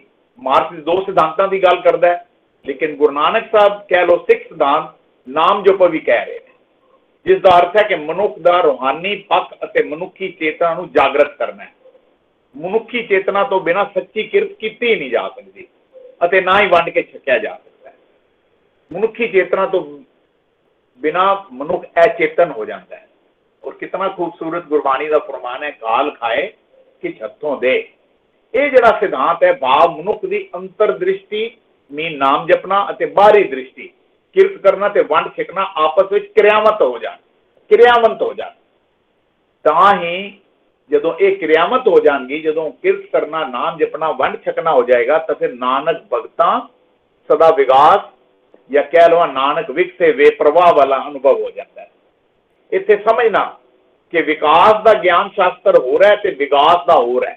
ਗੁਰੂ ਨਾਨਕ ਸਾਹਿਬ ਵਿਕਾਸ ਦਾ ਸ਼ਬਦ ਯੂਜ਼ ਕਰ ਰਹੇ ਨੇ। ਵਿਕਾਸ ਦੇ ਅਰਥ ਬੜੇ ਵਸੀ ਨੇ। ਵਿਕਾਸ ਵਿੱਚ ਵਿਕਾਸ ਦੇ ਨਾਲ ਨਾਲ ਅੰਦਰੂਨੀ ਖੇੜਾ ਵੀ ਹੁੰਦਾ ਹੈ। ਵਿਕਾਸ ਜਿਹੜਾ ਹੈ ਇਹ ਵਿਅਕਤੀਗਤ ਅਰਥ ਸ਼ਾਸਤਰ ਹੈ, ਯਾਨੀ ਮਾਈਕਰੋ ਇਕਨੋਮਿਕਸ ਹੈ, ਅਤੇ ਵਿਕਾਸ ਸਮੂਹਿਕ ਅਰਥ ਸ਼ਾਸਤਰ ਹੈ, ਯਾਨੀ ਮੈਕਰੋ ਇਕਨੋਮਿਕਸ ਹੈ। ਵਿਕਾਸ ਵਿੱਚ ਸੌਂਦਰਯ ਦਰਸ਼ਨ ਅਤੇ ਸੌਂਦਰਯ ਅਨੁਭਵ ਵੀ ਸ਼ਾਮਲ ਹੁੰਦਾ ਹੈ। ਤਾਂ ਗੁਰੂ ਸਾਹਿਬ ਨੇ ਕਿਰਤ ਕਰੋ, ਨਾਮ ਜਪੋ, ਵੰਡ ਛਕੋ ਭਾਵ ਮੈਕਰੋ ਇਕਨੋਮਿਕ ਸਮੂਹਿਕ ਅਰਥ ਸ਼ਾਸਤਰ ਰਾਹੀਂ ਸਰਬੱਤ ਦਾ ਭਲਾ ਭਾਵ ਯੂਨੀਵਰਸਲ ਵੈਲਫੇਅਰ ਅਤੇ ਸਰਬੱਤ ਨਾਲ ਸਰੋਕਾਰ, ਜਦੋਂ ਸਰਬੱਤ ਨਾਲ ਕੰਸਰਨ ਦੀ ਗੱਲ ਕਰਦੇ ਹਾਂ ਤੇ ਵੰਡ ਛਕਣ ਵਿੱਚੋਂ ਨਿਕਲਦਾ ਹੈ। ਤੋ ਸਿੱਖ ਸੱਭਿਆਚਾਰ ਦਾ ਇਹ ਹਿੱਸਾ ਬਣਾ ਦਿੱਤਾ। ਤੇ ਕਮਾਲ ਦੇ ਦੋ ਜਿਹੜੇ ਸਿਧਾਂਤ ਨੇ, universal welfare and universal concern, ਜਿਹੜਾ ਅਸੀਂ ਰੋਜ਼ ਅਰਦਾਸ ਦੇ ਵਿੱਚ ਰੋਜ਼ ਅਸੀਂ ਯੂਜ਼ ਕਰਦੇ ਹਾਂ, ਔਰ ਇਹ ਦੋਨੋਂ ਚੀਜ਼ਾਂ ਸਿੱਖ ਸੱਭਿਆਚਾਰ ਦਾ ਹਿੱਸਾ ਬਣਾ ਕੇ ਇੱਕ ਨਵਾਂ ਵਿਕਾਸ ਮਾਡਲ ਸਾਡੇ ਸਾਹਮਣੇ ਪ੍ਰਸਤੁਤ ਕੀਤਾ। ਪਰ ਅੱਜ ਜਦੋਂ ਅਸੀਂ ਗੁਰੂ ਨਾਨਕ ਦੇਵ ਜੀ ਦੇ ਪ੍ਰਕਾਸ਼ ਉਤਸਵ ਨੂੰ ਮਨਾ ਰਹੇ ਹਾਂ ਇਹ ਵੈਬ ਸੈਮੀਨਾਰ ਰਾਹੀਂ, ਤਾਂ ਇਹ ਜ਼ਰੂਰੀ ਹੈ ਸਮਝਣਾ ਕਿ ਅੱਜ ਦੇ ਮਾਹੌਲ ਵਿੱਚ ਗੁਰੂ ਸਾਹਿਬ ਦੇ ਜਿਹੜੇ ਸਿਧਾਂਤ ਨੇ ਉਹਨਾਂ ਨੂੰ ਕਿਰਿਆਮਤ ਕਿਵੇਂ ਕੀਤਾ ਜਾ ਸਕਦਾ ਹੈ। ਇਹ ਚਿੰਤਨ ਦਾ ਵਿਸ਼ਾ ਹੈ। ਅੱਜ ਵੀ ਅਸੀਂ ਬਰਮਾ ਵਿੱਚ ਕਰਮ ਕਾਂਡਾਂ ਵਿੱਚ ਲਿਪਤ ਹਾਂ। ਅੱਜ ਵੀ ਉਹੀ ਸਭ ਕੁਝ ਹੋ ਰਿਹਾ ਹੈ ਜੋ ਗੁਰੂ ਨਾਨਕ ਸਾਹਿਬ ਦੇ ਸਮੇਂ ਹੋ ਰਿਹਾ ਸੀ। ਹੁਣ ਪ੍ਰਸ਼ਨ ਇਹ ਹੈ ਕਿ ਮੱਧ ਯੁੱਗ ਵਿੱਚ ਜੋ ਗੁਰੂ ਸਾਹਿਬ ਦੇ ਸਿਧਾਂਤ 21ਵੀਂ ਸਦੀ ਦੇ ਨਵੇਂ ਪ੍ਰੋਗਰਾਮ ਤੇ ਨਵੇਂ ਚੈਲੰਜਸ ਦਾ ਰਾਹ ਬਣ ਸਕਦੇ ਨੇ। ਮੈਨੂੰ ਲੱਗਦਾ ਕਿ ਇਹ ਬੜੇ ਵਿਚਾਰਨ ਦੀ ਜ਼ਰੂਰਤ ਹੈ। ਜਦੋਂ ਅਸੀਂ ਗੁਰੂਆਂ ਦੇ ਪੁਰਬ ਮਨਾਉਂਦੇ ਹਾਂ, ਮਕਸਦ ਇਹ ਹੁੰਦਾ ਹੈ ਕਿ ਅਸੀਂ ਉਹਨਾਂ ਦੇ ਦਿਖਾਏ ਰਸਤਿਆਂ ਤੇ ਚੱਲਣ ਦਾ ਤਹਈਆ ਕਰੀਏ। ਹੁਣ ਸਵਾਲ ਵੀ ਇਹੀ ਸੀ ਕਿ ਕੀ ਮੱਧ ਯੁੱਗ ਵਿੱਚ ਗੁਰੂ ਸਾਹਿਬ ਦੁਆਰਾ ਵਰਤੀ ਸਟ੍ਰੈਟਜੀ ਉਸੇ ਰੂਪ ਵਿੱਚ ਸਮਾਜਿਕ ਵਿਕਾਸ ਲਈ ਅੱਜ ਜਾਂ ਭਵਿੱਖ ਲਈ ਦੁਬਾਰਾ ਵਰਤੀ ਜਾ ਸਕਦੀ ਹੈ? ਤਾਂ ਜਵਾਬ ਹੈ ਕਿ ਉਸ ਲਈ ਬਾਣੀ ਦਾ ਫਰਮਾਨ ਵੀ ਹੈ ਕਿ ਯੁੱਗ ਯੁੱਗ ਆਪੋ ਆਪਣਾ ਧਰਮ ਹੈ, ਸੋਧ ਦੇਖਿਆ ਵੇਦ ਪੁਰਾਣਾ।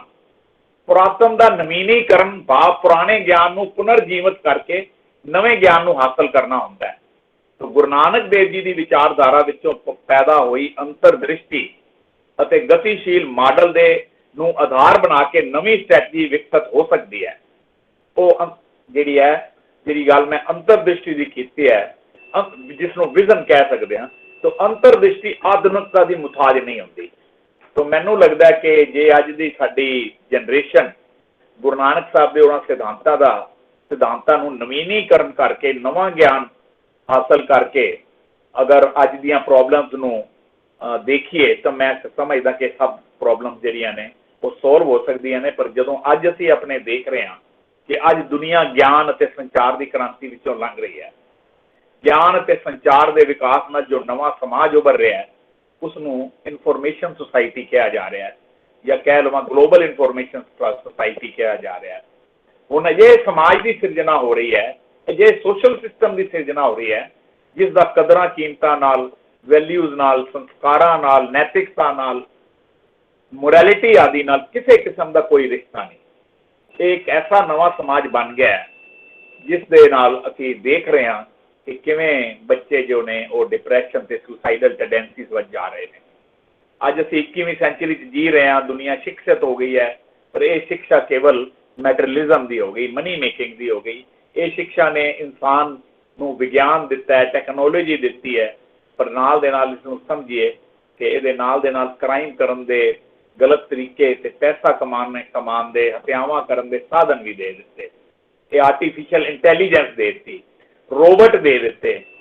ਤੋ ਪਰ ਆਤਮਾ ਦੇ ਵਿਕਾਸ ਦਾ ਕੋਈ ਸਾਧਨ ਨਹੀਂ ਦਿੱਤਾ। ਟੈਕਨੋਲੋਜੀ ਟੱਚ ਦਾ ਮਹੱਤਵ ਵੱਧ ਗਿਆ, ਹਿਊਮਨ ਟੱਚ ਦਾ, ਹਿਊਮਨ ਕੰਸਰਨ ਦਾ ਜੋ ਹੈ ਉਹ ਲਗਭਗ ਖਤਮ ਹੋ ਗਿਆ। ਨੋਨ ਲਿਵਿੰਗ ਨਿਯਮ ਲਿਵਿੰਗ ਬੀਇੰਗ ਉੱਤੇ ਅਜ਼ਮਾਏ ਜਾ ਰਹੇ ਨੇ। ਤਬਾਹੀ ਨਿਸ਼ਚਿਤ ਹੈ। ਮਨ ਜੋ ਹੈ ਇਹ ਸਰੀਰ ਦੇ ਰੋਮ ਵਿੱਚ ਫੈਲਿਆ ਹੋਇਆ। ਮੇਰੀ ਗੱਲ ਨੂੰ ਇਹ ਸਮਝਣਾ, ਸਾਡੇ ਸਰੀਰ ਦੇ ਰੋਮ ਵਿੱਚ ਮਨ ਫੈਲਿਆ ਹੋਇਆ, ਜਿਸ ਨੂੰ ਸਪਰਸ਼ ਜਿਹੜਾ ਹੈ ਇਹ ਉਸ ਰਾਹੀਂ ਮਹਿਸੂਸ ਕੀਤਾ ਜਾਂਦਾ ਹੈ। ਦੇਹ ਦਾ ਜਿਹੜਾ ਸਪਰਸ਼ ਹੈ ਇਹ ਦੇਹ ਦਾ ਸਰੀਰ ਦਾ ਬ੍ਰਹਮ ਭੋਜਨ ਹੈ। ਭਾਵ એનર્ਜੀ ਜਿਸ ਵਿੱਚ ਜੀਵਨ ਦੇ ਸਾਰੇ ਰਸ ਮੌਜੂਦ ਹਨ, ਪਰ ਇਸ એનર્ਜੀ ਨੂੰ ਅਨਾਦਰੀ ਨਾਲ ਵਰਤਿਆ ਜਾ ਰਿਹਾ ਹੈ। ਜੀਵਨ ਦੀ ਜਿਹੜੀ ਰੂਹਾਨੀਅਤ ਦਾ ਜੋ ਹੈ ਅੰਤ ਦੇਖ ਰਹੇ ਹਾਂ ਅਸੀਂ, ਜਿਸ ਨਾਲ ਮਨੁੱਖ ਅੰਦਰੋਂ ਕਿਹਾ ਜਾ ਰਿਹਾ ਵੀ ਆਰ ਡਿਵਾਈਡਡ ਵਿਦਿਨ। ਇੰਦਰੀਆਂ ਤੇ ਬੁੱਧੀ ਦਾ ਕਨੈਕਸ਼ਨ ਡਿਸਕਨੈਕਟ ਹੋ ਗਿਆ ਹੈ, ਟੁੱਟ ਗਿਆ। ਇਸ ਨਾਲ sensitive of organs have died. ਔਰ ਸਾਡੇ ਬੱਚੇ, ਸਾਡੀ ਜਿਹੜੀ ਨੌਜਵਾਨ ਪਨੀਰੀ ਹੈ ਉਹ ਭਟਕ ਰਹੀ ਹੈ। They are more concerned with their instrument, mobile, computer. ਝੂਠੇ ਰਿਲੇਸ਼ਨਸ, ਆਈ ਮੀਨ ਫੇਸਬੁੱਕ ਤੇ WhatsApp ਦੇ relations are more important than their parents, relatives and friends. ਤੋ ਜਿਹੜੀ ਜ਼ਿੰਦਗੀ ਦੀ ਕੰਟਰਾਡਿਕਸ਼ਨ ਦੇਖੋ ਤੇ ਮਨੁੱਖ ਨੇ ਆਪਣੇ ਸੁੱਖਾਂ ਲਈ, ਲਗਜ਼ਰੀਜ਼ ਲਈ ਸਾਇੰਸ ਟੈਕਨੋਲੋਜੀ ਆਜ਼ਾਦ ਕਰ ਦਿੱਤੀ, ਉਹਦਾ ਸਹਾਰਾ ਲਿਆ, ਉਸਨੂੰ ਉਪਯੋਗ ਕਰ ਰਹੇ ਹਾਂ। ਮਹੀਨਿਆਂ ਦਾ, ਦਿਨਾਂ ਦੇ ਕੰਮ ਕੁਝ ਘੰਟਿਆਂ ਤੇ ਮਿੰਟਾਂ ਵਿੱਚ ਹੋ ਜਾਂਦੇ ਨੇ। ਹਰ ਸੁੱਖ ਸੁਵਿਧਾ ਦਾ ਸਮਾਨ ਤਿਆਰ ਕਰ ਲਿਆ, ਸਭ ਕੁਝ ਆਨਲਾਈਨ ਹੋ ਗਿਆ, ਹੋਮ ਡਿਲੀਵਰੀਆਂ ਦਾ ਸਿਸਟਮ ਆ ਗਿਆ। ਇਹ ਸਭ ਕੁਝ ਸਮੇਂ ਦੀ ਕਮੀ ਨਾ ਰਹੇ ਇਸ ਲਈ ਹੋਇਆ। ਸਮਾਰਟਫੋਨ ਆ ਗਏ, ਪੂਰਾ ਸਿਸਟਮ, ਪੂਰੀ ਕਮਿਊਨੀਕੇਸ਼ਨ ਟੈਕਨੋਲੋਜੀ ਨਾਲ ਹੋ ਗਈ। ਫਿਰ ਟਾਈਮ ਤਾਂ ਸਾਡੇ ਕੋਲ ਸਪੇਅਰ ਹੋਣਾ ਚਾਹੀਦਾ ਸੀ, ਲੇਕਿਨ ਸਭ ਕੁਝ ਹੁੰਦੇ ਹੋਏ ਸੰਬੰਧਾਂ ਨੂੰ ਜੀਣ ਦਾ ਸਮਾਂ ਨਹੀਂ ਕਿਸੇ ਕੋਲ ਕੋਈ ਸਮਾਂ ਨਹੀਂ ਕਿਸੇ ਲਈ ਵੀ। ਤੋ ਅੱਜ ਜ਼ਿੰਦਗੀ ਦੇ ਸਾਰੇ ਫੈਸਲੇ ਸਾਡੇ ਘਰਾਂ ਵਿੱਚ, ਸਾਡੇ ਸਮਾਜ ਵਿੱਚ ਆਰਟੀਫਿਸ਼ੀਅਲ ਇੰਟੈਲੀਜੈਂਸ ਭਾਵ ਟੈਕਨੋਲੋਜੀ ਰਾਹੀਂ ਹੋ ਰਹੇ ਨੇ। ਬੱਚਿਆਂ ਨੇ ਕੀ ਪੜ੍ਹਨਾ ਹੈ, ਬੱਚਿਆਂ ਨੂੰ ਕੀ ਪੜ੍ਹਾਉਣਾ ਹੈ, ਬੱਚਿਆਂ ਦਾ ਪਾਲਣ ਪੋਸ਼ਣ ਕਿਵੇਂ ਕਰਨਾ ਹੈ, ਇੱਥੋਂ ਤੱਕ ਕਿ ਜੀਵਨ ਦਾ ਸਭ ਤੋਂ ਸੈਂਸਿਟਿਵ ਰਿਸ਼ਤਾ ਪਤੀ ਪਤਨੀ ਦਾ ਭਾਵ ਵਿਆਹ ਕਿਸ ਨਾਲ ਕਰਨਾ ਹੈ ਆਦਿ, ਇਹ ਸਾਰੇ ਦੇ ਸਾਰੇ ਆਰਟੀਫਿਸ਼ੀਅਲ ਟੈਕਨੋਲੋਜੀ ਰਾਹੀਂ ਹੋ ਰਹੇ ਨੇ। ਸਾਡੀ ਪਨੀਰੀ ਇਸ ਤਰ੍ਹਾਂ ਰੀਸ਼ੇਪ ਹੋ ਰਹੀ ਹੈ ਜਿਵੇਂ ਕਿ ਇੱਕ ਮੋਬਾਈਲ ਦੀ ਚਿਪ ਹੋਏ। ਆਰਟੀਫਿਸ਼ੀਅਲ ਇੰਟੈਲੀਜੈਂਸ, ਵਿਗਿਆਨ, ਮੀਡੀਆ ਦੇ ਵਿੱਚ ਅਨਐਥੀਕਲ ਐਂਡ ਇਰਰੈਲੀਵੈਂਟ ਇਨਫੋਰਮੇਸ਼ਨ ਇਸ ਸੁੰਦਰ ਸੰਸਾਰ ਦੇ ਵਿਨਾਸ਼ ਦੀ ਸੰਭਾਵਨਾ ਨੂੰ ਸੰਭਵ ਕਰ ਰਹੇ ਹਨ ਅਤੇ ਉਸ ਦੀ ਚੇਤਾਵਨੀ ਦੀ ਯਾਦ ਦਿਵਾ ਰਿਹਾ ਹੈ ਕਿ ਪਾਪ ਦਾ ਅੰਤ ਮੌਤ ਹੁੰਦਾ ਹੈ। ਤਾਂ ਮੈਂ ਇੱਥੇ ਇੱਕ ਕਿਤਾਬ ਦਾ ਜ਼ਿਕਰ ਕਰਦਾ ਕਰਾਂਗਾ ਕਿਉਂਕਿ ਮੈਂ ਪਹਿਲੇ ਵੀ ਬੜੀ ਵਾਰ ਇਸ ਕਿਤਾਬ ਦਾ ਜ਼ਿਕਰ ਕੀਤਾ ਹੈ ਕਿ ਇਜ਼ਰਾਈਲ ਦੇ ਇੱਕ ਬਹੁਤ ਵੱਡੇ ਵਿਦਵਾਨ ਨੇ, ਯੂਨੀਵਰਸਿਟੀ ਦੇ, ਉੱਥੋਂ ਦੇ ਹੀਬਰੂ ਯੂਨੀਵਰਸਿਟੀ ਦੇ, ਹਰਾਰੀ। ਉਹਨਾਂ ਨੇ ਇੱਕ ਕਿਤਾਬ ਲਿਖੀ 21 ਲੈਸਨਸ ਫਾਰ 21st ਸੈਂਚੁਰੀ। ਤਾਂ ਉਸ ਵਿੱਚ ਉਹਨਾਂ ਨੇ ਜੀਵਨ ਦੇ ਵਰਤਮਾਨ ਦੌਰ ਵੱਲ ਆਪਣਾ ਬਿਆਨ ਕੇਂਦਰਿਤ ਕੀਤਾ।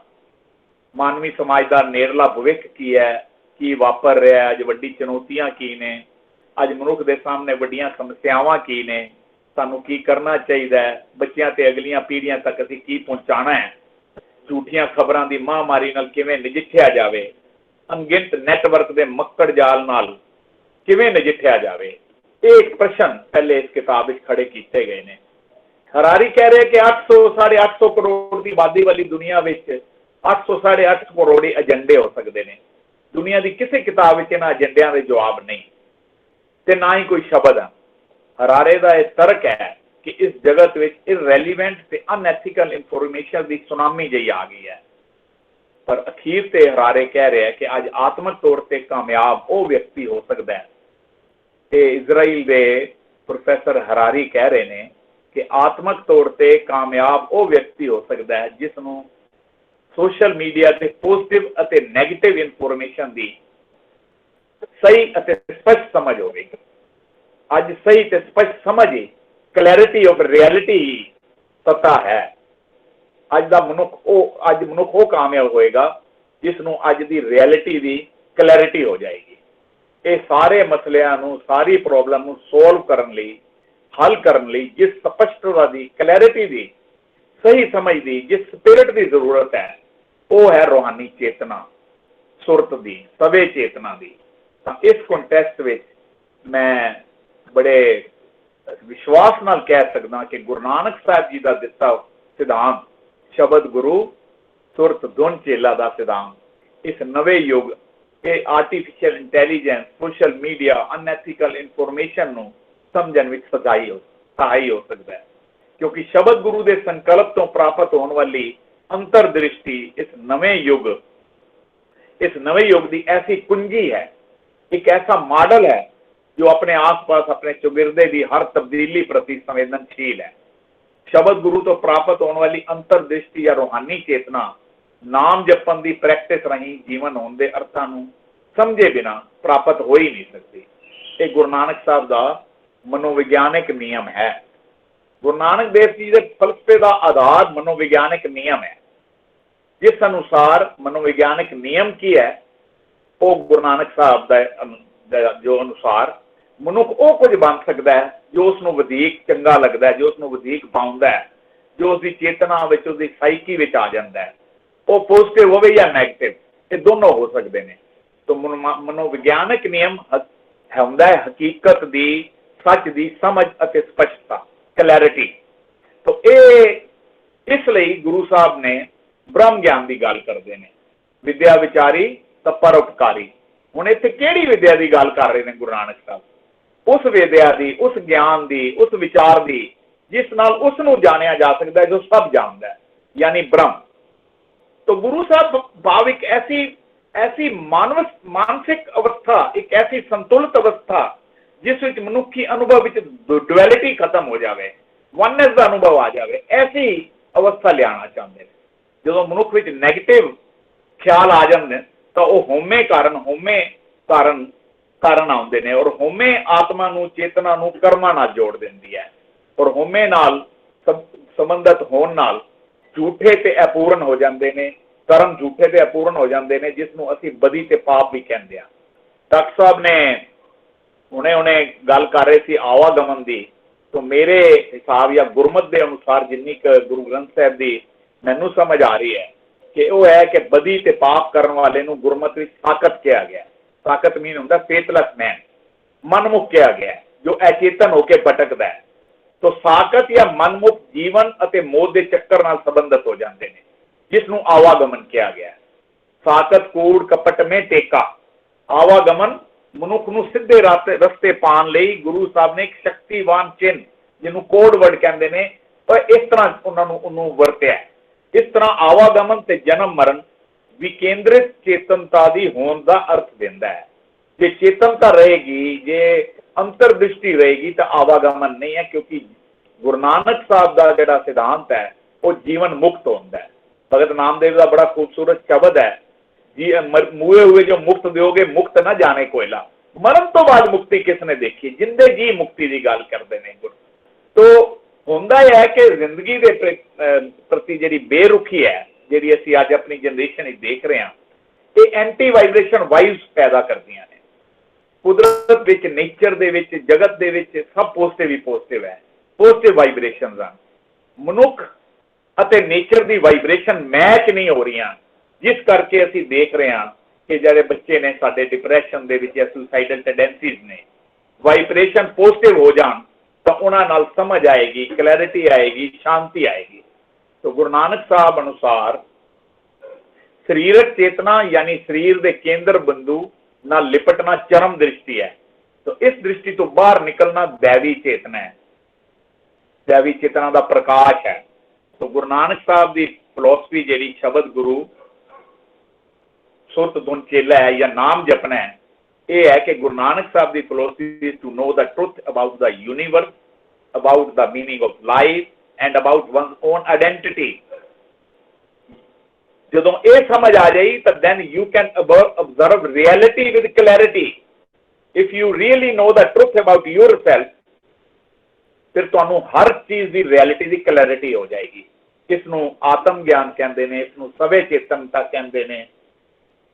सवे चेतनता ही शास्त्र है।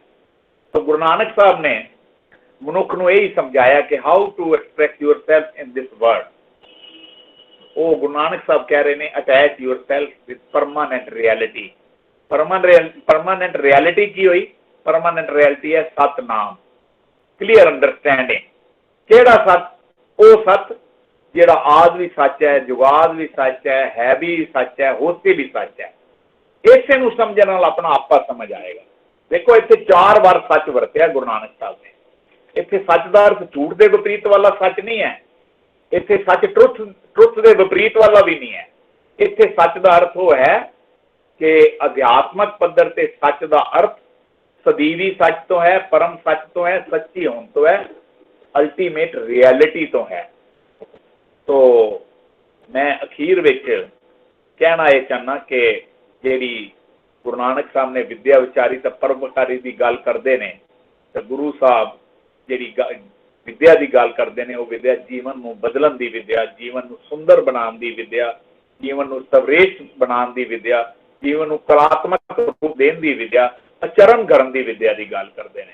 ਜਪਜੀ ਸਾਹਿਬ ਗੁਰੂ ਨਾਨਕ ਸਾਹਿਬ ਜਦੋਂ ਕਹਿ ਰਹੇ ਨੇ ਸਤ ਸੁਹਾਨ ਸਦਾ ਮਨ ਚਾਓ, ਕਿ ਉਸ ਬੜੇ ਸੁੰਦਰ ਪਰਮਾਤਮਾ ਨੇ ਇੱਕ ਖੂਬਸੂਰਤ ਜਿਹੜਾ ਜਗਤ ਬਣਾਇਆ ਹੈ, ਜਿਹੜੀ ਦੁਨੀਆ ਬਣਾਈ ਹੈ, ਇਸ ਨੂੰ ਹੋਰ ਖੂਬਸੂਰਤ ਬਣਾਉਣ ਲਈ ਮਨੁੱਖ ਵਿੱਚ ਸਦਾ ਮਨ ਵਿੱਚ ਚਾਉ ਰਹਿਣਾ ਚਾਹੀਦਾ ਹੈ। ਤੋ ਮਨੁੱਖੀ ਜੀਵਨ ਦਾ ਜਿਹੜਾ ਉੱਚਤਮ ਸਿਖਰ ਹੈ, ਪਰਮ ਪੁਰਸ਼ਾਰਥ ਹੈ, ਯਾਨੀ ਪੂਰਨ ਮਨੁੱਖ, ਇਸ ਤੱਕ ਪਹੁੰਚਣ ਦਾ ਸਾਧਨ ਧਰਮ ਹੈ। ਤੋ ਧਰਮ ਹੀ ਮਨੁੱਖ ਨੂੰ ਆਚਾਰ ਵਿਚਾਰ ਤੇ ਆਹਾਰ ਸ਼ੁੱਧ ਕਰਕੇ ਆਤਮਿਕ ਵਿਕਾਸ ਕਰਦਾ ਹੈ।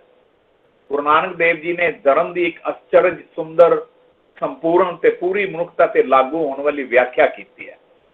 ਜਪਜੀ ਦੇ ਵਿੱਚ ਆਤਮਿਕ ਉન્નਤੀ ਦੀਆਂ ਜਿਹੜੀਆਂ 5 ਪੌੜੀਆਂ ਅਰਥਾਤ 5 ਖੰਡਾਂ ਵਿੱਚ ਪਹਿਲੀ ਆਤਮਿਕ ਅਵਸਥਾ ਦਾ ਨਾਂ ਹੀ ਧਰਮ ਖੰਡ ਰੱਖਿਆ, ਜਿਸ ਤੇ ਆਤਮਿਕ ਜੀਵਨ ਦੀ ਉਸਾਰੀ ਹੁੰਦੀ ਹੈ।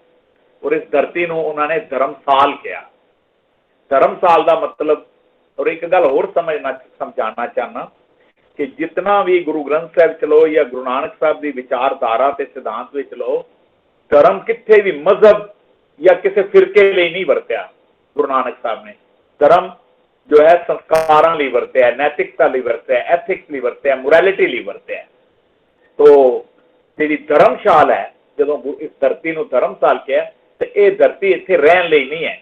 ਇਹ ਧਰਮਸ਼ਾਲਾ ਦੀ ਤਰ੍ਹਾਂ ਕੁਝ ਦਿਨਾਂ ਲਈ ਇੱਥੇ ਆਣਾ ਮਨੁੱਖ ਨੇ ਜਾਣਾ, ਕਿਉਂਕਿ ਮੌਤ ਇਮੀਨੈਂਟ ਹੈ, ਤੇ ਇਹ ਧਰਮ ਕਮਾਉਣ ਦੀ ਜਗ੍ਹਾ ਹੈ। ਭਾਈ ਗੁਰਦਾਸ ਨੇ ਕਿਹਾ ਘਰ ਘਰ ਧਰਮਸਾਲ।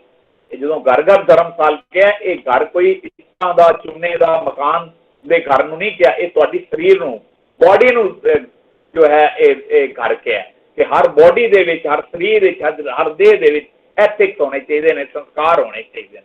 ਇਸ ਲਈ ਧਰਮ ਕੇਵਲ ਜਿਹੜਾ ਗੁਰੂ ਨਾਨਕ ਸਾਹਿਬ ਦਾ ਧਰਮ ਹੈ, ਉਹ ਕੇਵਲ ਨਿੱਜੀ ਕਿਰਿਆ ਹੀ ਨਹੀਂ, ਸਗੋਂ ਮਨੁੱਖੀ ਸੰਸਕਾਰ, ਅਨੁਭਵ, ਗਿਆਨ ਤੇ ਵਿਹਾਰ ਨਾਲ ਜੁੜੀ ਚੇਤਨਾ ਹੈ। ਅੰਤ ਵਿੱਚ ਕਹਿਣਾ ਹੈ ਕਿ ਮਨੁੱਖ ਜੀਵਨ ਚੱਜ ਦੀ ਭਾਲ ਵਿੱਚ ਸਦੀਆਂ ਤੋਂ ਭਟਕਦਾ ਆਇਆ, ਅਤੇ ਗੁਰੂ ਨਾਨਕ ਦੇਵ ਜੀ ਨੇ ਮਨੁੱਖ ਨੂੰ ਜੀਵਨ ਵਿਕਾਸ ਦਾ ਜੋ ਨਵਾਂ ਮਾਰਗ ਦਿਖਾਇਆ, ਉਹ ਪ੍ਰੇਮ ਦਾ, ਭਾਈਚਾਰੇ ਦਾ, ਸੱਚ ਦਾ, ਬਰਾਬਰੀ ਦੀ ਭਾਵਨਾ ਦਾ, ਉਸ ਵਿੱਚੋਂ ਪ੍ਰਗਟ ਹੁੰਦਾ ਹੈ। ਪਰ ਨਾਨਕ ਚਿੰਤਨ ਮਨੁੱਖਤਾ ਲਈ ਅਧਿਆਤਮਕ ਖਜ਼ਾਨਾ ਹੈ, ਕਿਉਂਕਿ ਇਹ ਆਧੁਨਿਕ ਮਨੁੱਖ ਦੀਆਂ ਸਾਰੀਆਂ ਸਮੱਸਿਆਵਾਂ ਦਾ ਅਚੂਕ ਉੱਤਰ ਪ੍ਰਸਤੁਤ ਕਰਦਾ ਹੈ। ਅਖੀਰ ਵਿੱਚ ਇਹ ਕਹਾਂਗਾ ਕਿ ਗੁਰੂ ਨਾਨਕ ਸਾਹਿਬ ਨੇ ਧਨਵਾਨ ਹੁੰਦੇ ਹੋਏ ਵੀ ਗਰੀਬੀ ਵਾਲਾ ਰਾਹ ਅਪਣਾਇਆ। ਉਹਨਾਂ ਦਾ ਜਿਹੜੀ ਗੱਲ ਹੋ ਰਹੀ ਸੀ ਪੰਜ ਉਦਾਸੀਆਂ ਦੀ, ਤਾਂ ਇਹ 5 ਉਦਾਸੀਆਂ ਰਾਹੀਂ ਉਹਨਾਂ ਨੇ ਹਜ਼ਾਰਾਂ ਨੂੰ ਗਰੀਬੀ ਤੋਂ, ਦਲਿਦਰਾ ਤੋਂ ਲੱਖਾਂ ਨੂੰ ਅਮੀਰ ਬਣਾ ਦਿੱਤਾ। ਹਜ਼ਾਰਾਂ ਸੱਜਣ ਠੱਗ, ਹਜ਼ਾਰਾਂ ਕੋਡੇ ਰਾਖਸ਼ਾਂ ਨੂੰ ਜੀਵਨ ਜੋਤ ਪ੍ਰਦਾਨ ਕਰਕੇ ਧਨਵਾਨ ਬਣਾ ਦਿੱਤਾ। ਇਹੀ ਗੁਰੂ ਨਾਨਕ ਦੇਵ ਜੀ ਦਾ ਗੁਰਪ੍ਰਸਾਦ ਸੀ। ਤਾਂ ਮੈਂ ਸਮਝਦਾ ਕਿ ਅੱਜ ਜਿਹੜਾ ਗੁਰੂ ਨਾਨਕ ਸਾਹਿਬ ਦਾ ਇਹ ਵੈਬਿਨਾਰ ਹੈ, ਇਸ ਤਰ੍ਹਾਂ ਹੀ ਗੁਰੂ ਨਾਨਕ ਸਾਹਿਬ ਦੇ ਜਿਹੜੇ ਸੰਦੇਸ਼ ਨੇ, ਗੁਰੂ ਨਾਨਕ ਸਾਹਿਬ ਦੇ ਜਿਹੜੇ ਸੰਕੇਤ ਨੇ, ਸਿਧਾਂਤ ਨੇ, ਵਿਚਾਰਧਾਰਾ ਹੈ, ਇਸ ਵਿਚਾਰਧਾਰਾ ਨੂੰ, ਜਿਹੜੀ ਸਭ ਤੋਂ ਵੱਡੀ ਵਿਚਾਰਧਾਰਾ ਮੇਰੇ ਮੁਤਾਬਕ ਸ਼ਬਦ ਗੁਰੂ ਸੁਰਤ ਧੁਨ ਚੇਲਾ ਹੈ। ਧਿਆਨ ਰੱਖਣਾ, ਇੱਥੇ ਗੁਰੂ ਸ਼ਬਦ ਨੂੰ ਕਿਹਾ, ਔਰ ਚੇਲਾ ਬਾਡੀ ਨੂੰ ਨਹੀਂ ਕਿਹਾ, ਇਸ ਦੇਹ ਨੂੰ ਨਹੀਂ ਕਿਹਾ, ਸੁਰਤ ਨੂੰ ਕਿਹਾ, ਤੁਹਾਡੀ ਚੇਤਨਾ ਨੂੰ ਕਿਹਾ ਚੇਲਾ। ਤਾਂ ਇਹ ਧਿਆਨ ਰੱਖਣਾ ਕਿ ਜਦੋਂ ਗੁਰਦੁਆਰੇ ਜਾਈਏ ਤਾਂ ਇਹ ਗੁਰੂ ਨਾਨਕ ਦਾ ਸਕੂਲ ਹੈ, school of thought, spiritual college ਨੇ ਗੁਰਦੁਆਰੇ। ਤਾਂ ਉੱਥੇ ਤੁਸੀਂ ਜਦੋਂ ਦੇ ਰੂਪ ਵਿੱਚ ਜਾਂਦੇ ਹੋ ਤੇ ਜੇ ਸ਼ਬਦ ਦੇ ਨਾਲ ਕਨੈਕਟ ਨਹੀਂ ਹੋਏ ਤਾਂ ਫਿਰ ਗੁਰੂ ਨਾਨਕ ਦੇ ਸਕੂਲ ਵਿੱਚ ਤੁਹਾਡੀ ਗੈਰ ਹਾਜ਼ਰੀ ਲੱਗੇਗੀ। ਮੈਂ ਮਾਫੀ ਚਾਹਨਾ, ਸੰਗਤ ਦਾ ਕੰਸੈਪਟ ਹੈ ਗੁਰਦੁਆਰੇ ਵਿੱਚ, ਲੇਕਿਨ ਜਿਹੜਾ ਗੁਰੂ ਨਾਨਕ ਦਾ ਸਿਧਾਂਤ ਸ਼ਬਦ ਗੁਰੂ ਸੁਰਤ ਖੇਲਾ, ਜਿਹਦੇ ਨਾਲ ਅੰਤਰਦ੍ਰਿਸ਼ਟੀ ਆਣੀ ਹੈ, ਜਿਹਦੇ ਨਾਲ ਵਿਜ਼ਨ ਆਣਾ ਹੈ, ਜਿਹਦੇ ਨਾਲ ਇਹ ਜ਼ਿੰਦਗੀ ਬਦਲਣੀ ਹੈ, ਉਹ ਉਸ ਲਈ ਬਹੁਤ ਜ਼ਰੂਰੀ ਹੈ ਕਿ ਸੁਰਤ ਨੂੰ ਚੇਲਾ ਬਣਾਉਣਾ ਹੈ, ਸ਼ਬਦ ਦੇ ਨਾਲ ਕਨੈਕਟ ਹੋਣਾ ਹੈ, ਤਾਂ ਕਿ ਜਿਹੜੀ ਜ਼ਿੰਦਗੀ ਦੇ ਵਿੱਚ ਟਰਾਂਸਫੋਰਮੇਸ਼ਨ ਹੋ ਜਾਣ, ਜਿਹੜੀ ਹੈ ਉਹ ਜ਼ਿੰਦਗੀਆਂ ਬਦਲ ਜਾਣ। ਮੇਰੀ ਇਤਨੀ ਜੋ ਹੈ ਇਹ ਬੇਨਤੀ ਹੈ। ਅਖੀਰ ਵਿੱਚ ਮੈਂ ਫਿਰ ਡਾਕਟਰ ਹਰਪ੍ਰੀਤ ਕੌਰ ਜੀ ਦਾ ਔਰ ਪੂਰੇ ਪੰਜਾਬੀ ਡਿਪਾਰਟਮੈਂਟ ਦਾ ਮੈਂ ਬਹੁਤ ਬਹੁਤ ਜੋ ਹੈ ਇਹ ਧੰਨਵਾਦੀ ਵੀ ਹਾਂ, ਤੇ ਉਹਨਾਂ ਨੂੰ ਆਫਰੀਨ ਹੈ ਕਿ ਉਹਨਾਂ ਨੇ ਇਸ ਤਰ੍ਹਾਂ ਕਾਲਜ ਦੇ ਵਿੱਚ ਇਸ ਤਰ੍ਹਾਂ ਦੇ ਵੈਬੀਨਾਰ ਕੀਤੇ, ਔਰ ਇਹ ਮੈਂ ਆਈ ਹੋਪ ਕਿ ਅੱਗੇ ਤੋਂ ਵੀ ਇਸ ਤਰ੍ਹਾਂ ਦੇ ਇਹ ਵਿਚਾਰ ਚਰਚਾ ਕਰਦੇ ਰਹਿਣਗੇ। ਵਾਹਿਗੁਰੂ ਜੀ ਕਾ ਖਾਲਸਾ, ਵਾਹਿਗੁਰੂ ਜੀ ਕੀ ਫਤਿਹ। ਸਰ ਬਹੁਤ ਬਹੁਤ ਧੰਨਵਾਦ ਤੁਹਾਡਾ।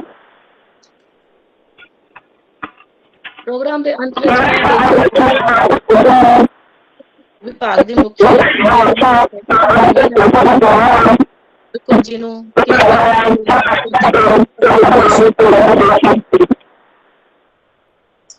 हेलो, हाँ जी, थैंक यू हरविंदर।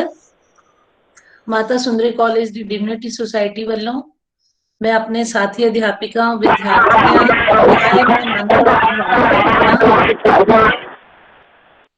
जो आज दे स्पेशल साडे नाल मेरे ख्याल किसी दा माइक सारे अपने माइक ऑफ कर लो। Thank you. ਜਦੋਂ ਤੋਂ ਅਸੀਂ ਸਾਰਿਆਂ ਨੇ ਹੋਸ਼ ਸੰਭਾਲੀ ਹੈ, ਕੁਝ ਗੱਲਾਂ ਸਾਡੇ ਜੀਵਨ ਦਾ ਅਟੁੱਟ ਹਿੱਸਾ ਰਹੀਆਂ ਹਨ, ਜਿਵੇਂ ਗੁਰੂ ਨਾਨਕ ਦੇਵ ਜੀ ਦੇ ਗੁਰਪੁਰਬ ਤੇ ਨਿਕਲਣ ਵਾਲੀਆਂ ਪ੍ਰਭਾਤ ਫੇਰੀਆਂ, ਕੀਰਤਨ ਸਮਾਗਮ, ਛੋਟੇ ਵੱਡੇ ਨਗਰ ਕੀਰਤਨ, ਸਾਰਾ ਚੁਗਿਰਦਾ ਇਸ ਰੂਹਾਨੀ ਮਾਹੌਲ ਦੇ ਨਾਲ ਓਤ-ਪ੍ਰੋਤ ਹੁੰਦਾ ਸੀ। ਇੱਥੋਂ ਤੱਕ ਕਿ ਸਕੂਲਾਂ ਕਾਲਜਾਂ ਵਿੱਚ ਵੀ ਗੁਰੂ ਨਾਨਕ ਗੁਰਪੁਰਬ ਬੜੇ ਧੂਮਧਾਮ ਨਾਲ ਮਨਾਇਆ ਜਾਂਦਾ ਹੈ। ਕਈ ਮੁਕਾਬਲੇ, ਸੈਮੀਨਾਰ ਤੇ ਲੈਕਚਰ ਹੁੰਦੇ ਹਨ। ਕੁੱਲ ਮਿਲਾ ਕੇ ਹਰ ਕੋਈ ਕਿਧਰੇ ਨਾ ਕਿਧਰੇ ਆਪਣੀ ਹਾਜ਼ਰੀ ਜ਼ਰੂਰ ਲਗਾਉਣਾ ਚਾਹੁੰਦਾ ਹੈ। ਪਰ ਅੱਜ ਗੁਰੂ ਨਾਨਕ ਦੇਵ ਜੀ ਦੇ ਮਹਾਵਾਕ ਅਨੁਸਾਰ ਹੀ ਜੋ ਤੁਧ ਭਾਵੇ ਸਾਈ ਭਲੀ ਕਾਰ, ਕਿ ਜੋ ਤੈਨੂੰ ਚੰਗਾ ਲੱਗਦਾ ਉਹੀ ਕੰਮ ਚੰਗਾ ਹੈ।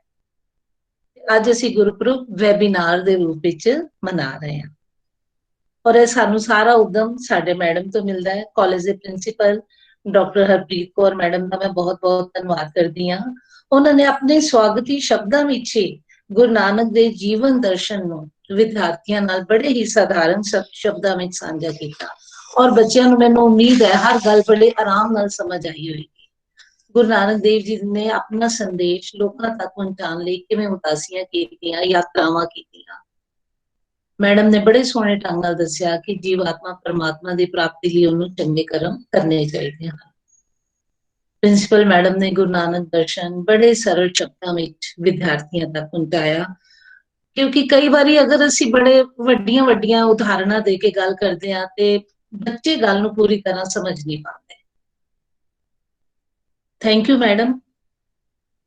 ਅੱਜ ਦੇ ਸਾਡੇ ਮਹਿਮਾਨ ਡਾਕਟਰ ਐਸ ਸ਼ੀਨਾ ਜੀ ਦਾ ਵੀ ਮੈਂ ਧੰਨਵਾਦ ਕਰਦੀ ਹਾਂ, ਜਿਨ੍ਹਾਂ ਨੇ ਆਪਣੇ ਵਿਚਾਰਾਂ ਵਿੱਚ ਗੁਰੂ ਨਾਨਕ ਦੇ ਸਮਕਾਲੀ ਸਮਾਜਿਕ ਤੇ ਰਾਜਨੀਤਿਕ ਹਾਲਾਤਾਂ ਨਾਲ ਸਾਨੂੰ ਜਾਣੂ ਕਰਾਇਆ। ਉਹਨਾਂ ਨੇ ਦੱਸਿਆ ਕਿ ਗੁਰੂ ਨਾਨਕ ਕਿਵੇਂ ਪਹਿਲਾ ਸਮਾਜਵਾਦੀ ਉਹਨਾਂ ਨੇ ਗੁਰੂ ਨਾਨਕ ਨੂੰ ਦੱਸਿਆ, ਜਿਨ੍ਹਾਂ ਨੇ ਸਮਾਜ ਦੇ ਵਿੱਚ ਸਮਾਨਤਾ ਲਿਆਉਣ ਦੀ ਗੱਲ ਕੀਤੀ, ਕਿਰਤ ਦਾ ਮਹੱਤਵ ਦੱਸਿਆ। ਅੱਜ ਅਸੀਂ ਜਿਹੜੀਆਂ ਗੱਲਾਂ ਕਰ ਰਹੇ ਹਾਂ, ਉਹਨਾਂ ਨੇ ਦੱਸਿਆ ਕਿ ਕਿਵੇਂ ਉਹਨਾਂ ਨੇ ਕਈ ਸੌ ਸਾਲ ਪਹਿਲੇ ਹੀ ਉਹਨਾਂ ਦੇ ਬਾਰੇ ਸੰਕੇਤ ਦੇਣੇ ਸ਼ੁਰੂ ਕਰ ਦਿੱਤੇ ਸੀ। ਅੱਜ ਜਿਹੜੇ ਅਸੀਂ ਸਿਧਾਂਤਾਂ ਦੀ ਗੱਲ ਕਰਦੇ ਹਾਂ, ਉਹ ਸਾਨੂੰ ਗੁਰੂ ਨਾਨਕ ਦੇਵ ਜੀ ਤੋਂ ਹੀ ਮਿਲ ਗਏ ਸੀ। ਉਹਨਾਂ ਨੇ ਬੜੇ ਹੀ ਸਰਲ ਅਤੇ ਸਾਦੇ ਸ਼ਬਦਾਂ ਵਿੱਚ ਦੱਸਿਆ ਕਿ ਅੱਜ ਸਾਨੂੰ ਗੁਰੂ ਨਾਨਕ ਦੀ ਵਿਚਾਰਧਾਰਾ ਨੂੰ ਅਪਣਾਉਣ ਦੀ ਕਿੰਨੀ ਲੋੜ ਹੈ, ਕਿੰਨੇ ਉਹਨਾਂ ਦੇ ਵਿਚਾਰ ਅੱਜ ਵੀ ਰੈਲੀਵੈਂਟ ਹੈ। ਸਾਡੇ ਅੱਜ ਦੇ ਦੂਜੇ ਸਪੀਕਰ ਡਾਕਟਰ ਹਰਿੰਦਰਪਾਲ ਸਿੰਘ ਜੀ ਮਾਤਾ ਸੁੰਦਰੀ ਪਰਿਵਾਰ ਦੇ ਹੀ ਮੈਂਬਰ ਹਨ। ਉਹਨਾਂ ਨੂੰ ਇਸ ਕਰਕੇ ਮੈਂ ਮਹਿਮਾਨ ਨਹੀਂ ਕਹਾਂਗੀ, ਉਹ ਸਾਡੇ ਹੀ ਪਰਿਵਾਰ ਵਿੱਚੋਂ ਹਨ। ਆਪ ਜੀ ਨੇ ਦੱਸਿਆ ਕਿ ਕਿਵੇਂ ਗੁਰੂ ਨਾਨਕ ਦੇਵ ਜੀ ਨੇ ਆਪਣੇ ਜੀਵਨ ਦੇ ਰਾਹੀਂ ਇੱਕ ਉਹਨਾਂ ਨੇ ਵਿਲੱਖਣਤਾ ਪੇਸ਼ ਕੀਤੀ। ਜਿੱਥੇ ਉਹਨਾਂ ਨੇ ਭਾਰਤੀ ਦਰਸ਼ਨ ਦੀ ਗੱਲ ਕੀਤੀ, ਉਹਨਾਂ ਨੇ ਦੱਸਿਆ ਕਿ ਗੁਰੂ ਨਾਨਕ ਵਿਲੱਖਣ ਕਿਵੇਂ ਸਨ। ਵਿਲੱਖਣ ਸਾਨੂੰ ਆਪਣੇ ਕਿਰਤ ਕਰੋ, ਵੰਡ ਛਕੋ ਤੇ ਨਾਮ ਜਪੋ ਦੇ ਸਿਧਾਂਤ ਦੇ ਮੁਤਾਬਿਕ। ਡਾਕਟਰ ਹਰਿੰਦਰਪਾਲ ਸਿੰਘ ਜੀ ਨੇ ਅੱਜ ਦੀ ਪੀੜ੍ਹੀ ਦੇ ਨਾਲ ਆਪਣੀ ਚਿੰਤਾ ਜਤਾਈ ਕਿ ਕਿਵੇਂ ਬੱਚੇ ਮਿਸਗਾਈਡ ਹੋਏ ਨੇ, ਤੇ ਉਹਨਾਂ ਦੀ ਇਹ ਚਿੰਤਾ ਦਾ ਉਹਨਾਂ ਨੇ ਰਾਹ ਵੀ ਦੱਸਿਆ ਕਿ ਅਗਰ ਬੱਚੇ ਸ਼ਬਦ ਗੁਰੂ ਨਾਲ ਜੁੜਦੇ ਨੇ ਤੇ ਉਹ ਸਹੀ ਰਸਤੇ ਤੇ ਆਉਣਗੇ। ਮੈਂ ਸਾਰਿਆਂ ਦਾ ਧੰਨਵਾਦ ਕਰਦੀ ਹਾਂ, ਕਾਲਜ ਦੀ ਕੰਪਿਊਟਰ ਟੀਮ ਦਾ ਧੰਨਵਾਦ ਕਰਦੀ ਹਾਂ, ਜਿਨ੍ਹਾਂ ਦੇ ਉਦਮਾਂ ਰਾਹੀਂ ਅਸੀਂ ਇਹ ਵੈਬੀਨਾਰ ਕਰਨ ਦੇ ਵਿੱਚ ਸਫਲ ਹੁੰਦੇ ਹਾਂ। ਤੇ ਇੱਕ ਵਾਰੀ ਫਿਰ ਸਭ ਦਾ ਸ਼ੁਕਰੀਆ, ਇਸ ਆਸ ਦੇ ਨਾਲ ਕਿ ਅਸੀਂ ਅਗਲਾ ਗੁਰਪੁਰਬ ਆਪਣੇ ਟ੍ਰੈਡੀਸ਼ਨਲ ਤਰੀਕਿਆਂ ਨਾਲ ਮਨਾ ਸਕੀਏ, ਨਾ ਕਿ ਵੈਬੀਨਾਰ ਦੇ ਰੂਪ ਵਿੱਚ। ਧੰਨਵਾਦ। ਬਿਲਕੁਲ ਸਹੀ ਗੱਲ ਹੈ ਇਕਬਾਲ, ਸਾਰਿਆਂ ਦਾ ਬਹੁਤ ਬਹੁਤ ਧੰਨਵਾਦ।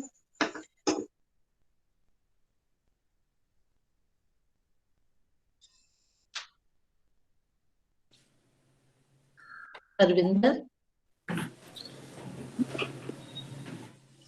ਹਾਂਜੀ ਹਰਵਿੰਦਰ, ਹੁਣ ਦੱਸੋ। ਬਸ हाँ, बहुत धन्यवाद। बहुत खूबसूरत पर्चा सी ਤੁਹਾਡਾ ਹਰਿੰਦਰਪਾਲ ਸਿੰਘ ਜੀ, ਬਹੁਤ ਖੂਬਸੂਰਤ ਸੀ। ਤੇ ਜੀਨਾ ਸਾਹਿਬ, ਤੁਸੀਂ ਬਹੁਤ ਹੀ ਸਰਲ ਸ਼ਬਦਾਂ 'ਚ ਸਮਝਾਇਆ, ਤੁਹਾਡਾ ਬਹੁਤ ਬਹੁਤ ਧੰਨਵਾਦ। Thank you. Thank you, thank you. ਸਤਿ ਸ਼੍ਰੀ ਅਕਾਲ, ਸਤਿ ਸ਼੍ਰੀ ਅਕਾਲ। ਧੰਨਵਾਦ ਫਿਰ ਸਾਰਿਆਂ ਦਾ। हरिंदरपाल सर का बहुत अच्छा लेक्चर सी सर आप जी दा, एकदम रेलिवेंट और बड़ा ही informative. Thanks sir for such nice lecture. ਬਹੁਤ ਵਧੀਆ, हाँ जी, ਬਹੁਤ ਵਧੀਆ ਸੀ। हाँ जी। Thank you ma'am. Okay, thank you.